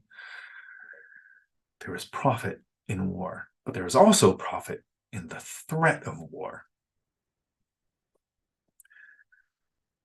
Are you ready? Did you find a great deal? To find a great deal, you have to study your market, know average, know to get something that's a better yield than what is average in your market, and it meets all of your other criteria. Will help limit tenant turnover, is diversified with your tenant base, will have all of the things that you're looking for, right? Or the majority of the things, because don't be accurate. You don't want everything, you just want most of what you're looking for. And then you buy it. That doesn't, are you ready? Did you find a great deal? Doesn't talk about prices, rates, rents, fear of war, fear of a stock market crash, fear of a real estate crash. None of that matters in the two metrics that tell you when to buy real estate. I think I saw more super chats coming in. So JMC, I hope you heard that with the least amount of sarcasm in my voice, right? Because that is a valid, it's a real question. I see so much fear because fear gets clicks, right? Of why it's the wrong time to invest. Nobody should invest now. Should take time, should not be investing. It will never not be that. You are never going to have the media come out and go, hey, this is the best. Because here's the other thing that happened. 2008, we have a crash. It goes down 9, 10, 11. We kept hearing double dip recession. It's going to happen again. In 2011, lenders disappeared. So let's say there was a crash and prices came down. You can't borrow money to buy something if the lenders think it's going to lose value. If it's on its way down, people are like, oh, then I'll just go buy it because it'll be cheaper. No, you'd have to have all cash or hard money or creative money. It's never going to feel like the right time to buy. If you're looking at all of the things that people talk about, look at those two things. Are you ready? Did you find a great deal? Josh, I'm late. Did I miss you poking the bees again? Yes. What was it that I poked the bees the other day? Oh, my shorts. If you don't drink, if you don't like people who drink too much, you're probably not a drunk. If you don't like people who smoke, you probably don't smoke. And if you hate the rich, it's probably what's keeping you broke. Yes, poking the bees. Some people did not like that. So I just responded kind of like a jerk and then blocked him because I'm not in the convincing business. Ninja Vanish gifted 1 Dion Talk Financial Freedom membership to Matt Motley. Howdy, Matt. Welcome to the dark side. We have cookies. You'll like it here. Memberships, Ninja Vanish, thank you for doing that. It's like the 3rd time you've done that, right, Ninja Vanish? Email me. You have a free 1-hour Zoom call anytime you want. Ninja, let me know. Don't book it at the website, though. That'll try to charge it. Just email me. And let's make that happen. So I appreciate you gifting the memberships to people. The memberships are twice a month. We get together on Zoom, all of us hanging out, talking, answering questions. But we look at deals. It's kind of boring. So Matt, hopefully you enjoy this. It's not for the people on YouTube that are looking to just be entertained for 10 minutes on YouTube. This is for people who are actually trying to get into real estate and understand this. We actually open up deals from agents and we look at, what does an investor look at? And to go through a normal deal takes 10 to 15, 20 minutes, right? We're looking at the map, we're looking at the description, we're looking at all of the things we can prove about the property, other sources of information on the property. What makes it a good or a bad deal? Would we keep pursuing it? Would we dismiss it? It takes that long to do it. Once you learn the skill, it's like 30 seconds, maybe a minute, to open up a listing from an agent and go, yep, okay, oh, I found a thing, get rid of it. It's really quick. But talking through, that's why we do it with the members, because if I did it on my regular channel, somebody that logged in, like right now, you saw, oh, there's a live stream going on. Let me see what this weird bald-looking guy is talking about. Here, I can answer questions. This kind of has like an educational format, but that one is we're just going through stream of consciousness. What does it like to look at a deal? Imagine how small this channel would be if people jumped in, saw that, they would leave. So, Matt, hope to see you at the next one. We're doing one this Saturday, 4 p.m. Pacific. All-nighter hatter. Thank you. I see them make there's another super chat. Frank Contreras YouTube. I'm enjoying this content. Thank you. Frank, I kind of want an update. So maybe this Saturday during the members, if you can make it, let me know what's going on with those most recent deals you closed on. That would be cool. And thank you for the super chat. It's appreciated. It will buy my water tomorrow. Water that makes the eyes water. I'd like to thank the sponsor of today's video, which is out of reach, Alien Vodka, which doesn't sponsor my channel, but they make the videos possible. How else can you talk about losing $200,000 in a public format and hope it's actually helping somebody? When the cop says, have you been drinking? Of course I have. I can't drive in this traffic sober. Sarcasm. I'm looking for where I was at in the chat. Robert Finelli, Bronco. Yeah, please dress up Jeff Bezos. Okay. Sorry, I lost my place here again. If I ever skip over a question, put it back in there. I'll try to get to it. I think I have 10, 15 minutes left tonight. Robert Finelli, would you stop contributing to 401k even with an employer match after your balance hits 200,000 because the maximum loan amount is 100,000 and you can only borrow 50% of balance. No, Robert. So again, it's a paragraph. No one can tell you what to do. I can tell you what I think based on what you wrote. I continued to contribute for the match because mathematically it told me that was free money, which it's not free money. If you're choosing between two employers, one offers a match and one doesn't even have a 401k, often that one will compensate you more because they both had the same amount of money to invest in employees. One chose to lower the wage and match with 401k. So if you work at a company that has a 401k, you should take the match. That's mathematically telling me to do that. I hated it because it was trapping the money. I actually, beginning of this year, since I don't have a W-2 job this year, I emptied the last of my 401k out just to call the money out. I don't care about the taxes and the penalty. I'll just pay it. I've never borrowed against a 401k. I'd rather empty it and use it than borrow it, paying interest, even though the interest to yourself. And then you have to find an asset to acquire that compensates you for that interest on the loan. So I've never looked at it that way. I wouldn't stop contributing. I would continue to get the match. And you're probably recognizing the hesitation in my voice as I'm talking about this, because anytime retirement accounts come up, if you are familiar with my content, you know that I hate them. And they are a terrible vessel that makes three groups of people rich, and none of those three are you.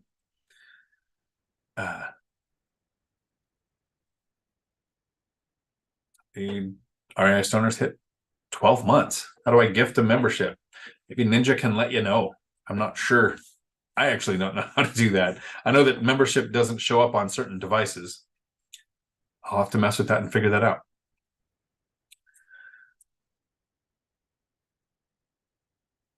So that's the other thing. Ninja Vanish has a really good point down here, Robert, that just came up on the bottom of the chat. 50% of your retirement account can count as reserves. So the bigger reserves you need, you might want the retirement account bigger too. But I'm not a fan of them. I think, as per Dave Ramsey, they're a great vessel for somebody who doesn't invest and wants to retire when they're so old they can't enjoy it. If you want to retire early, you want to control your finances, you want to actually get all of the benefits, I'm not a fan of retirement accounts. Red Berserker, howdy. Lumberjack Landlord. JMC, nope, just buy deals with fixed rate debt that cash flows well. Agreed. REI Stoners, Mary and I are cracking up hearing you saved $500. That's about right. It's about right. Keep going. Thank you. Dion, in another video, you said you want your leases to end in winter. Why? That was actually a short that I did, and it did really well. So if you have a really small portfolio, I recommend not having all of your leases end at the same time, right? So if you've just bought a duplex and you're putting 2 new tenants in, I'd sign a 6-month lease and a 1-year lease, right? So you don't have turnover, you don't have planned turnover as possible at the same time. A lot of people will say, and now if you live in Siberia, where Matt the Lumberjack Landlord invests, and you get trapped outside your house in the winter, you just die, right? The Shining. Here's Johnny in the snow. I probably wouldn't want my leases to end in the winter because it's really hard to find it. It's really hard to find a tenant in the winter. The reason I want my leases to end in the winter is because I live in a climate where it's not stupid. It's not Siberia. It gets a little wet in the winter, but you can go outside. This is how you can tell if anybody is native to Washington or if they're a visitor. Visitors have umbrellas. Natives just have webbed fingers and toes. But I want my leases to end in the winter because nobody wants to move. Right? It's harder to find a tenant. Right? Nobody wants to move. So that's why if you're in Siberia, you don't really want your leases to end in winter because you might have a vacancy for 2 or 3 months. But in the winter, I've just having my 5th tenant turnover in a decade. 16 units last few years, no tenant turnover. Not like a bunch. I've had 5 total. Inherited a house, passed away, purchased a house, moved to another town, military orders. So I've not had any tenant turnover where somebody rented another unit in the same area yet, ever. Although I don't know where the passed away guy ended up. They might be renting that. The reason I want my leases to end in the winter is because, let's back it up. It's hard to find a tenant because nobody wants to move, right? Let's take that last sentence. Nobody wants to move in the winter, making them more likely to re-sign the lease. Low tenant turnover. That's why. Know your local market. Know if it makes sense or not. Angel R. Howdy. Hola, ¿cómo está usted? Does having that paid off property give you a peace of mind? It does. It's a swan account, right? So it does two things. Sleep well at night. I know I have a piggy bank sitting there. I have increased income, decreased debt, better debt to income ratio, which really doesn't matter because they'd be looking at the rents on the properties I'm purchasing. But I can logically look at it and go, yeah, I lost $1 million. So peace of mind. Matt, the lumberjack landlord, and Michael Zuber from One Rental at a Time spent 2021, the beginning, trying to convince me to refinance, pull 50% of that money out, have it sit in an account, pay that 3% interest I would have, and then buy a deal now. Totally the best smart move if you're trying to grow a portfolio.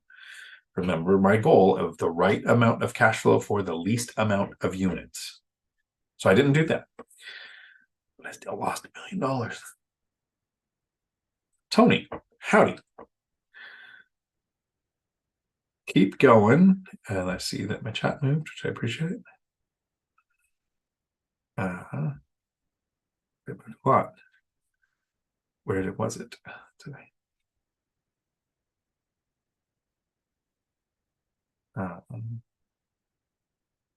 Give us so much hope. Keep going. Thank you. I'm one of the reasons why I'm here. I'm going to kind of go through these and look for questions. They've overslept too, although I'm still tired because I had a dream that I saw fluffer, but that's probably not what you said, muffler, and woke up exhausted. Nice. Okay. Tony, good answer. BuzzTune, is there a way to seller finance deal in the CDS app? What other variables would you have to put in the app? Is there a way to seller finance? Yeah, the mortgage is with the seller. So what's the interest rate? What's your down payment? All of that's in there the same. What would be tricky is if you were trying to use the 50-40-10, because now you have two mortgages, different interest rates. You could use a blended interest rate. So a lot of data to go with there. I'd probably spreadsheet out if I was going to do that. Yeah, so that's the other data. It's just you're creating a note, and instead of the bank owning it, the seller owns the note. What's your down payment that's required? All of the other data is the same. And the CDS rental calculator app, which is made by Chandler David Smith, another YouTube channel to check out, which good stuff. He made an app, and you can put in, what are all of your expenses? What is your percentages that you're setting aside? Cost, all of those kind of things to tell you what your cash flow is, what your cash on cash return is. And then if you keep going at the bottom, there's an amortization schedule. You can actually see what your principal and interest payments are going to be and how that amortizes through the loan. Pretty useful app. And All Night Hider says, check out Millennial Mike's owner finance deals. He's got some great information on there. If I miss any questions, I will hopefully see you here next week, next Tuesday. JMC, Dion, can you give us your property purchase wish list? Okay, I did a couple of times in this video, so I'll do it as quick as possible so we don't waste the time of people who've heard it that were here long at the beginning. It starts with math. I want a yield that is better than my area average. So if I study my market for 60 to 90 days and I can find an average 7 or 8% return on the good deals, like if I look at 100, 80 are going to lose money, 20 would make money. The ones that would make money, what's their average yield? If it's 7 or 8, I'd pursue 10. That was pretty much what my market was for the last 10 years. If I could find 3 or 4%, I'd look for 5 and 6. If I could find 20, I'd look for 24, right? So I'm going to try to beat the area average. I used to say this helps you get a good deal. And Matt pointed out, the lumberjack landlord, it protects you from getting a bad deal. Then so single family houses in my area don't yield. So I have searches for them. I still look, right? I'm living on hopium. Haven't found one. But I look for small multifamily because I am able to find those that cash flow. So I want side-by-side units. I want washer dryer hookups in each unit. I want at least 2 bedrooms and a garage because more space equals less stuff. More stuff, less likely to move. I want fenced yards when possible because pet friendly. People with pets don't like to move. I want at least 10 miles apart from my other properties. So close to several economic drivers. I want, there's got to be other things. Good parking. Parking is a factor as well, right? Enough parking, especially with small multifamily. Not next to something that's noisy, not in an unsafe area. It's in the footprint where I invest. I want it within an hour and a half drive of where I live. That's the most I want to go for my rentals because I invest locally. So that's kind of my wish list. Starts with math, then it goes through all of the things that protect and diversify the portfolio and the things that help limit tenant turnover. If you'll notice, I didn't really talk about age of property. I didn't talk about square footage. Those are things that matter to an owner, not a renter. Wealth building journey. Dion, although I'm about 20 minutes behind catching up on double speed, have you ever bid on an estate auction? No. An agent sent me a listing that goes to auction in a couple of weeks. Maybe you could do some research, and it can't hurt to do it. I know that there's an estate attorney, probate attorney that talks on Zuber's channel. I actually had a debate with him about the LLC viability or usage. It was fun. I forget his name though. It's a cool guy. We'll check him out. But there's probably some videos on specifically buying stuff through probate that I would research before I did that at a state auction.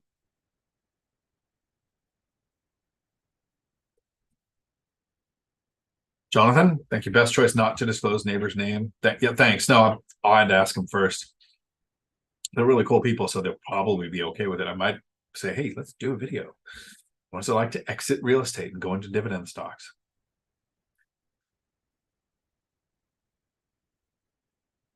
Ian is describing risk management. Thank you. Yes, exactly. Brasco on third house hack. Congratulations. 2020 to 2022 numbers made sense. Then now it's so hard to make the numbers make sense, even with 321. I'll keep putting in the work. May have to go off market. We're in Raleigh, North Carolina.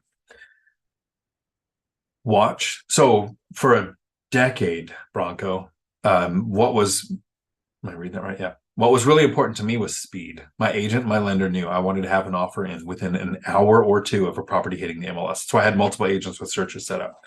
I wanted to get an offer in before the seller even realized how many offers they were going to get that were above asking, waiving contingencies, offering to name their kids after the owners, right? Like all of those things. If I can get them to accept my offer, I'd have the sunk cost theory. And even if a better offer came in, they'd follow through with me. Had that happen several times. The shift now, speed is not our friend. It might count in some cases, but what I would suggest doing is watching days on market. What's normal for your area? Ask some agents. What's the average days on market? In my area, the counties that I invest in, it's between 6 and 9. 6 and 9 days is how long an average market. Some are 18, some are 40, right? Whatever it is in your market, double or triple that. So I started watching properties that were on the MLS more than 30 days and then 60 days. And the place that I'm in was on the MLS for 100 days. Very bad description online. Had one picture, couldn't tell it was a duplex because it looks like a single family small house because it's on a hill. The other half of the duplex is down here, wasn't even shown in the pictures. Didn't show that there were 2 meters. Didn't have anything checked off for small multifamily. The only way I kind of thought it was a duplex was there was one word duplex in the description buried halfway through the paragraph. I actually drove out here with Millennial Mike and said, let's go look at this place because I can't tell what it is. But it had been listed a long time. And I made an 80% asking offer. So it was listed for 5. I listed 4. They went 477, 4, 444, 4, 422, 4. And then I said, okay, I cancel my deal. I've got another one. And they reached out and said, oh, we'll take your 4. So because it was listed for so long, found a motivated seller. If you can watch days on market and find a motivated seller, that doesn't mean it's going to be every deal. Some of them are just listing and say, well, sell if we get a good price. And other people are like, we need to sell. That's what I would shift to now. Don and Bev, howdy. Andy Borsch, howdy. My Dion timeline is running, which means I'll do my next move in 2026. I hope the 3 amigos will continue to be around for years to come. You all make me feel safer in this journey. I hope Well, I hope we're here, but I hope we're still doing videos then too. That would be awesome. Wealth building journey, Dion. I'd like to take on this article about Tacoma's new tenant bill of rights that voters narrowly approved. It is why I don't invest in the city limits of Tacoma. We can look at that too. It will make owners richer because the more risk you put on the owners, the more they mitigate the risk by increasing rents, and the more area average rents go up, the more owners make. Richard, insurance sounds like annuities. Nice. I'm sure I didn't miss any super chats there. Sean Connolly. Howdy. I saw you reached out to Millennial Mike recently. My most qualified tenant that I'm looking to go with has great income and credit 750, no evictions, no criminal history, but has an installment on her credit report with balance of 175K. Thoughts?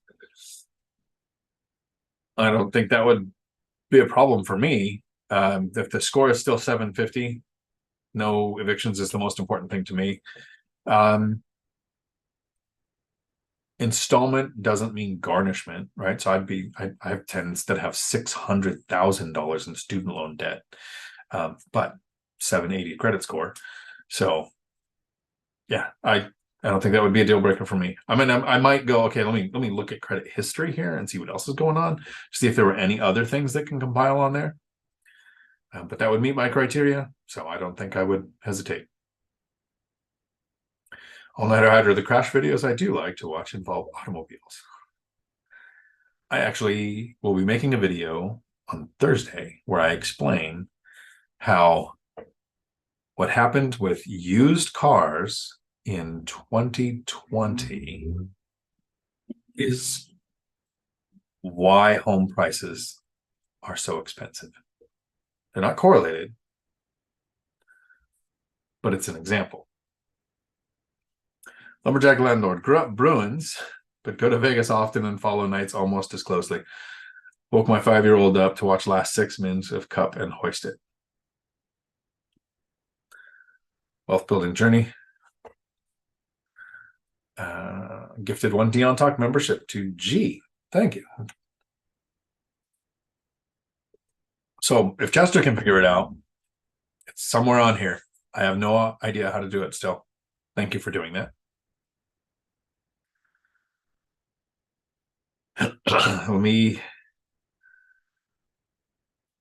I'm sure what you were talking about there, Matt, is sports ball talk, because that's not my thing. RAI Stoner, a qualifying applicant seems good with credit and income, but none of the contact numbers work or are wrong numbers. Red flag popped up for me. Thoughts? Yeah, just complete waste of time. But if they filled out an application, it means they put money into it. Have you sent an email saying, hey, the number doesn't seem to work?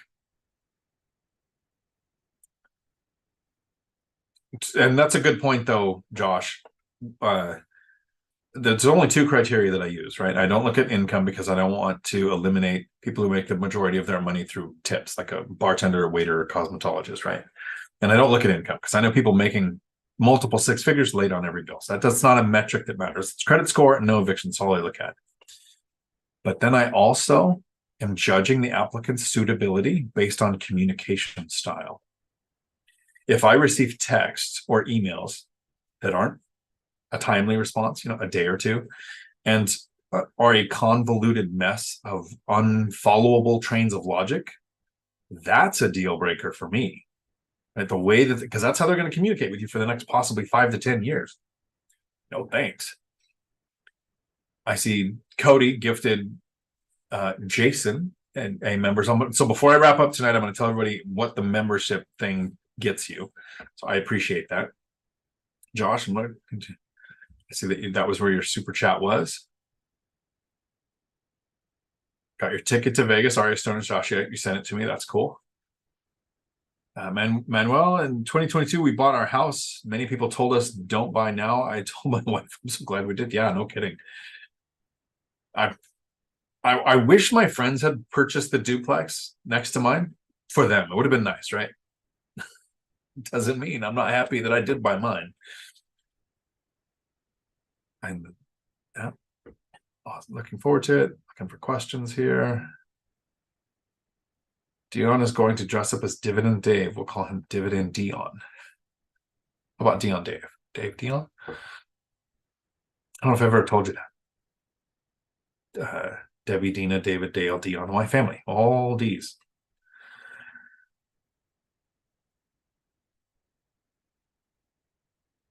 Dave, you need help. Bill, I agree. Yeah. The handyman thought I was McNeeley. They did too. They kept saying, "Oh, I'm going to Josh McNeely's house," and I was like, "Who's that? Like, I got another cousin I don't know about."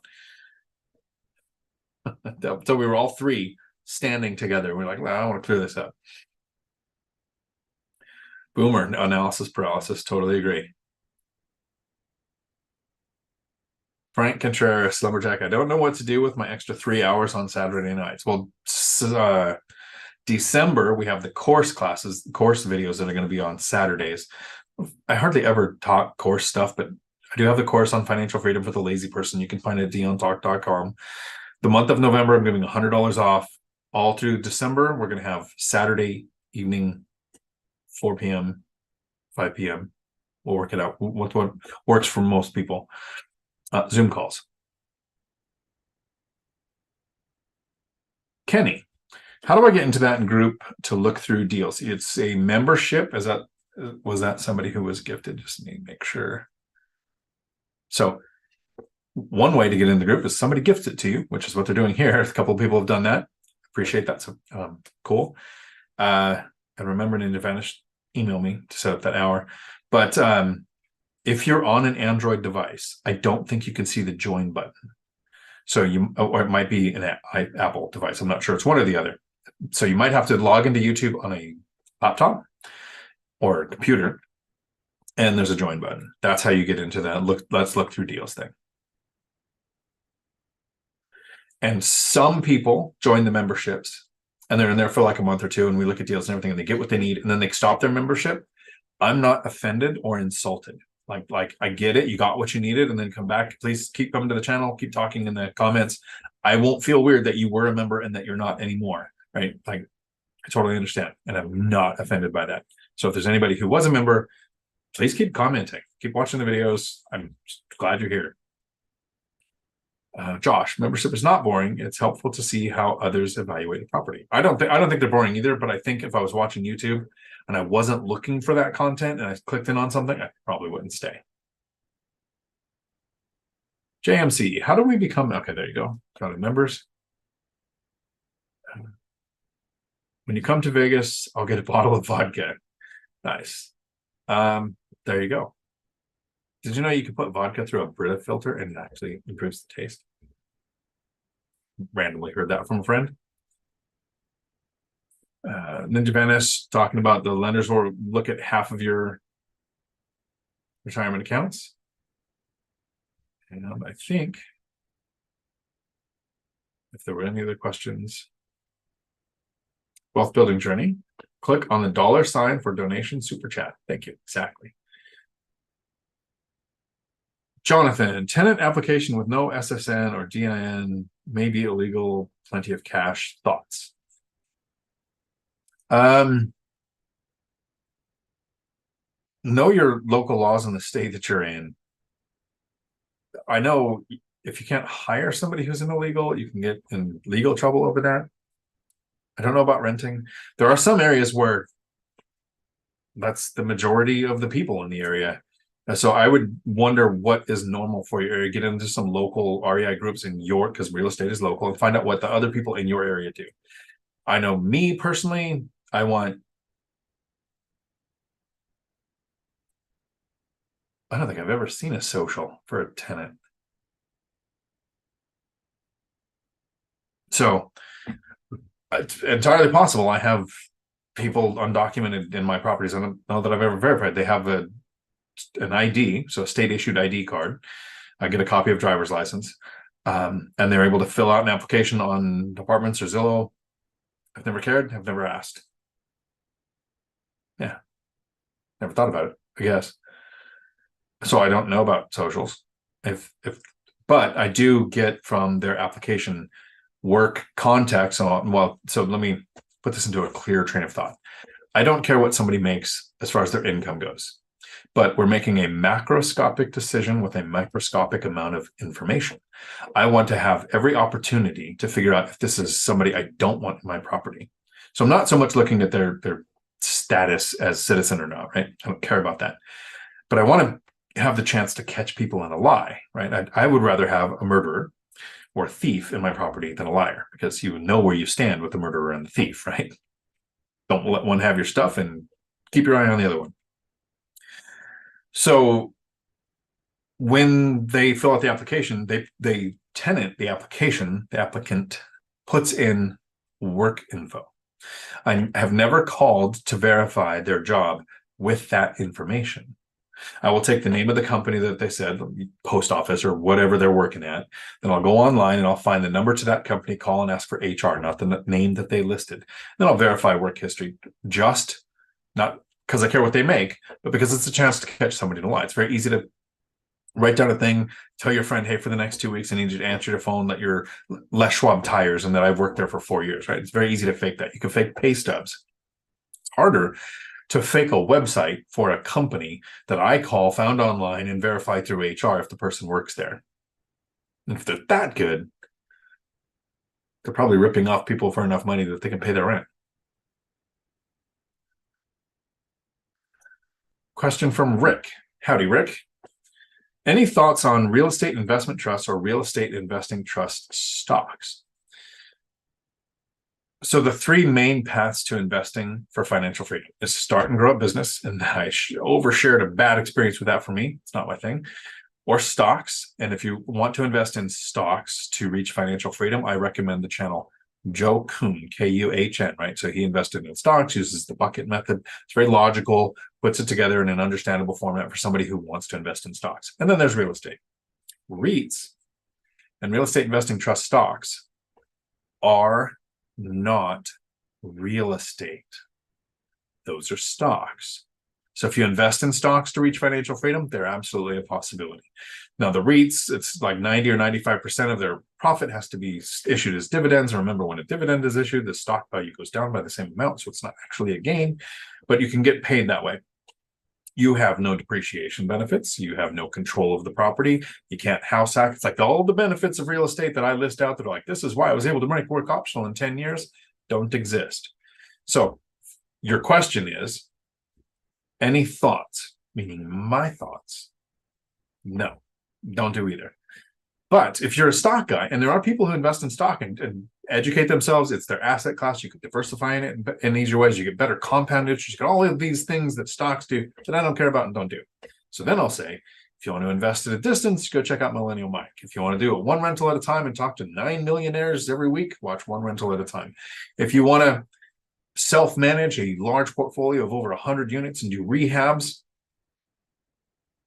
Lumberjack Landlords, the channel you should check out. If you want to invest in stocks and you want to understand REITs and real estate investment trusts, Joe Kuhn, Kuhn. Don't actually know him, haven't interacted with him. Saw him say a comment in my comments one time. I was like, crap, he watches my stuff. But I do watch it, even though I'm not a stock guy, because he also talks about retiring early. And I found his channel when I was thinking, I wonder if I should retire early. Because I used to say, I'm probably not going to retire early. I don't think I'm even going to retire late because I love my job. And then one day I did a video on my channel. You should see it. It's is this why I retired? And I talked about my cash flow, and I looked at the cash flow and I was like, wow, I'm kind of stupid for working, even though it was a job that I loved. 2026 club checking in, hit the like button. Yeah, so I did that video the other day on the chronology of timeline. This is how long financial freedom takes, because I've talked about the 10-year journey, but I've usually gone, 13, 15, 17, 18, 19, 20. It's like, this is what the 10 years look like. I'd never put it into numbers of, that means if you start today, your first purchase is 2026. Your next purchase is 2028. Then just before 2030, then 2031, 2032. Like, it speeds up at the end, but now by 2034, you're retired. That's what a lot of new investors haven't conceived yet. They're like, I could start financial freedom and it's going to be in 6 months or a year. No. It could be 5 years. If we plan on 10, right, and just be happy if it happens sooner, but you have a 10-year timeline, that's 2034.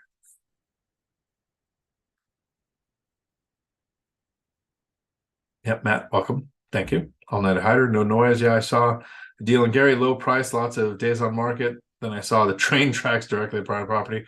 I thought of a Blues Brothers. Find out if the track is in service. All-night hider. There's several there that aren't.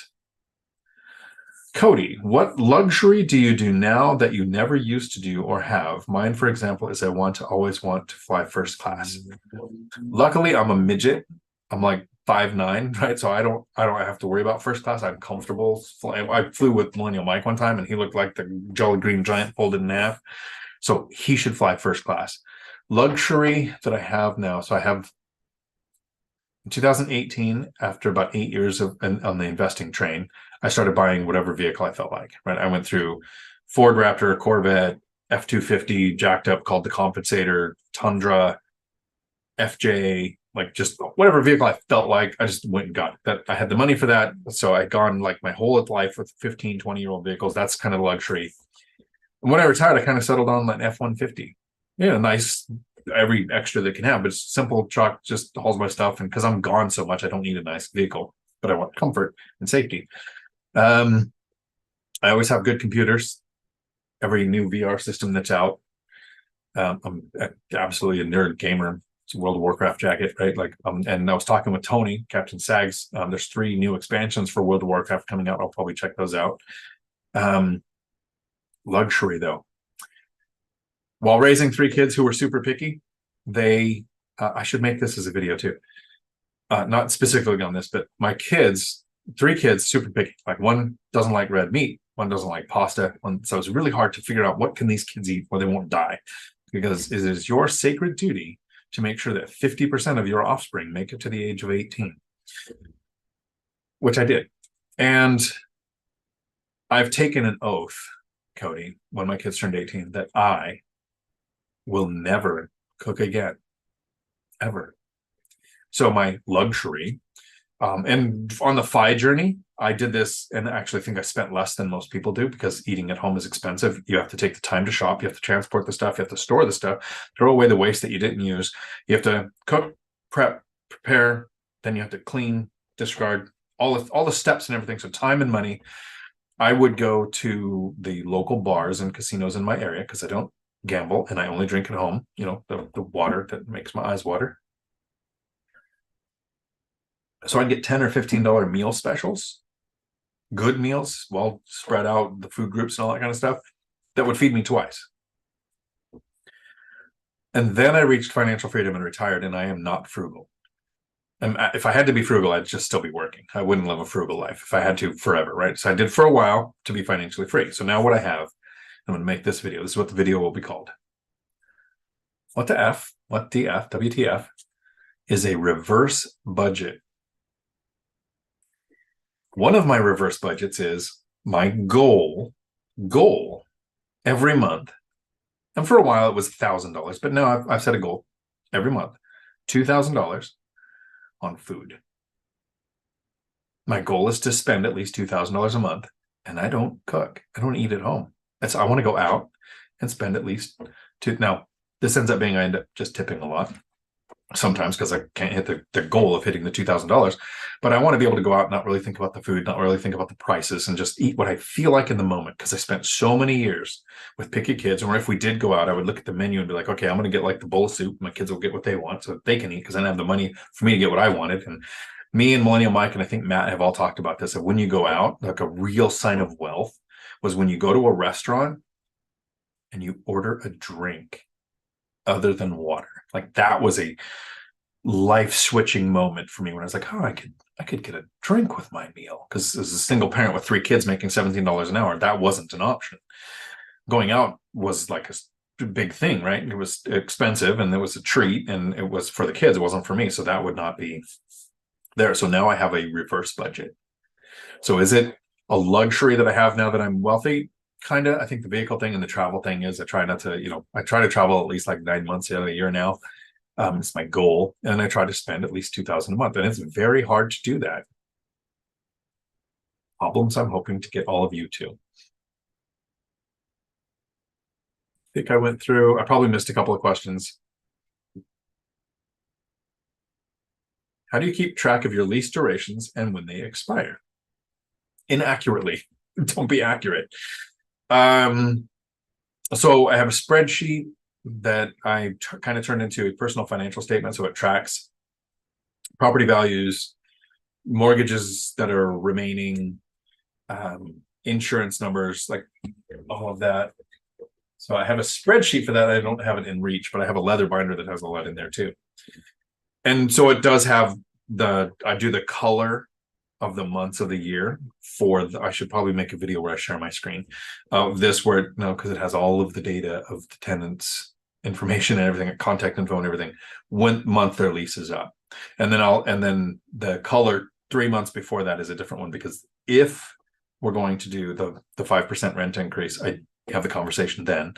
And if I'm going to use the binder strategy, I have it then, because in Washington State, and know your local laws too, you have to give 60 days notice if there's going to be a rent increase. So I make sure if I'm going to have a conversation before the lease ends, so this is a certain color, so when the lease needs to be renewed, then 3 months, so 90 days before, so that the conversation will happen before the 60 days before. I just did this. It was in October for January 1st for a Section 8 tenant. So I had the conversation and lease signing with the tenant, notification to the housing authority, all done before November 1st, so that January 1st, the new rent can go into effect.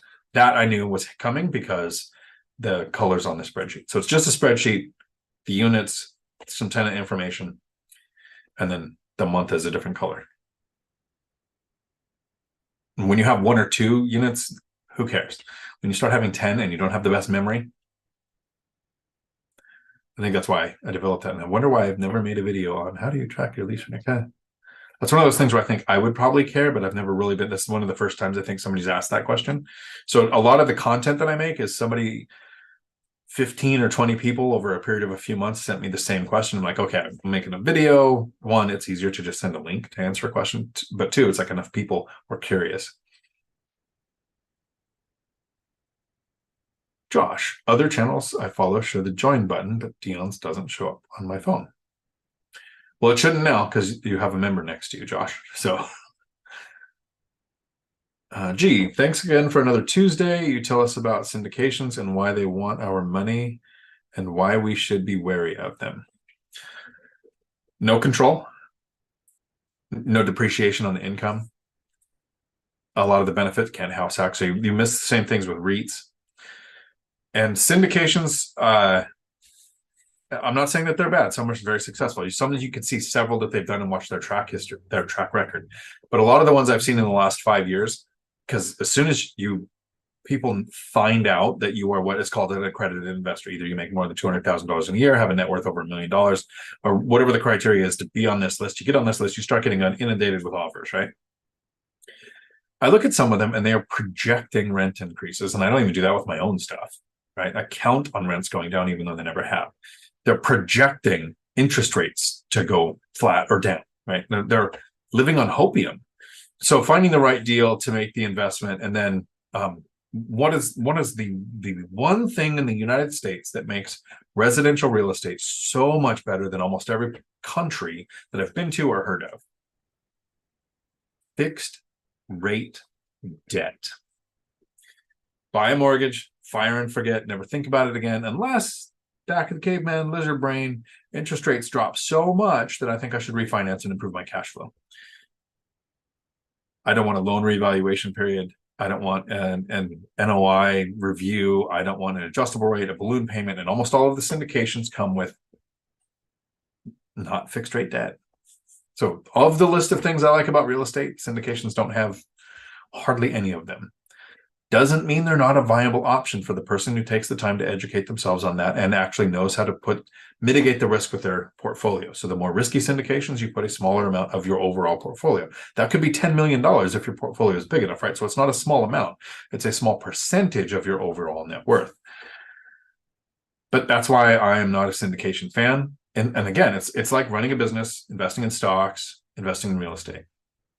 There's no one right way, but there's a right way for you. For me, it's control, fixed rate debt, house hacking, depreciation. Like these are the things in real estate that I like that you just don't get with REITs or syndications. Master Coach University. I just want 10 fourplexes and I'm out. It's a great goal. What did I ever have a goal? The cash flow is what I wanted. I wanted 4 times what I spend. And that actually wasn't a goal until I hit it. And I was like, okay, that was the goal I was shooting for without ever knowing it. So I think I'm going to be wrapping up there. If I missed any questions, I'm sorry. You can always email me. My email is in the chat. Happy to answer questions if you have a question that you might not want to ask here in a public format. Michelle, howdy. I see you put in a Hemlane link there. Thank you for that. And maybe I'm missing a chat on Hemlane.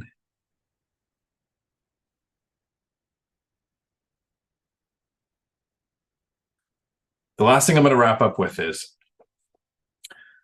in order to invest, there's a lot of things that we don't need to know. I probably could explain what a cap rate is. Doesn't apply to residential. Don't need it. I don't know a lot about as much other than I've dismissed them as REITs and syndications. Right? I have a topical knowledge. So I want you to think about this. Everybody here that's watching in some way has probably used a bank, right? You've put money in, cash checks, use Zelle, whatever it is. We all want to be insured. We have insurance on our car. We have insurance on our properties. Our lenders require insurance on our properties. So we want to put our money into a bank that is FDIC insured. Don't type it in the chat because I don't want you to ruin it for someone else. But I want you to think right now, if you had to, without Google, without asking Siri or Alexis or Cortana, could you tell me what FDIC stands for? The actual words, without Googling it. Don't put it in the chat. I'm asking everybody watching, think right now. You use banks, you want to be insured, but about 2% of the people I've ever talked to could tell me the words for FDIC insurance, what the FDIC stood for. You can invest in real estate without knowing everything. There are some things you need to know. How do you put money in a bank? How do you take money out of a bank? How do you transfer money from your bank to somebody else that you're paying? Those are the things we need about the bank. When somebody asks you something about real estate and you don't know, it's probably something you don't need to know. Until my next video, thanks for coming to my Dion Talk.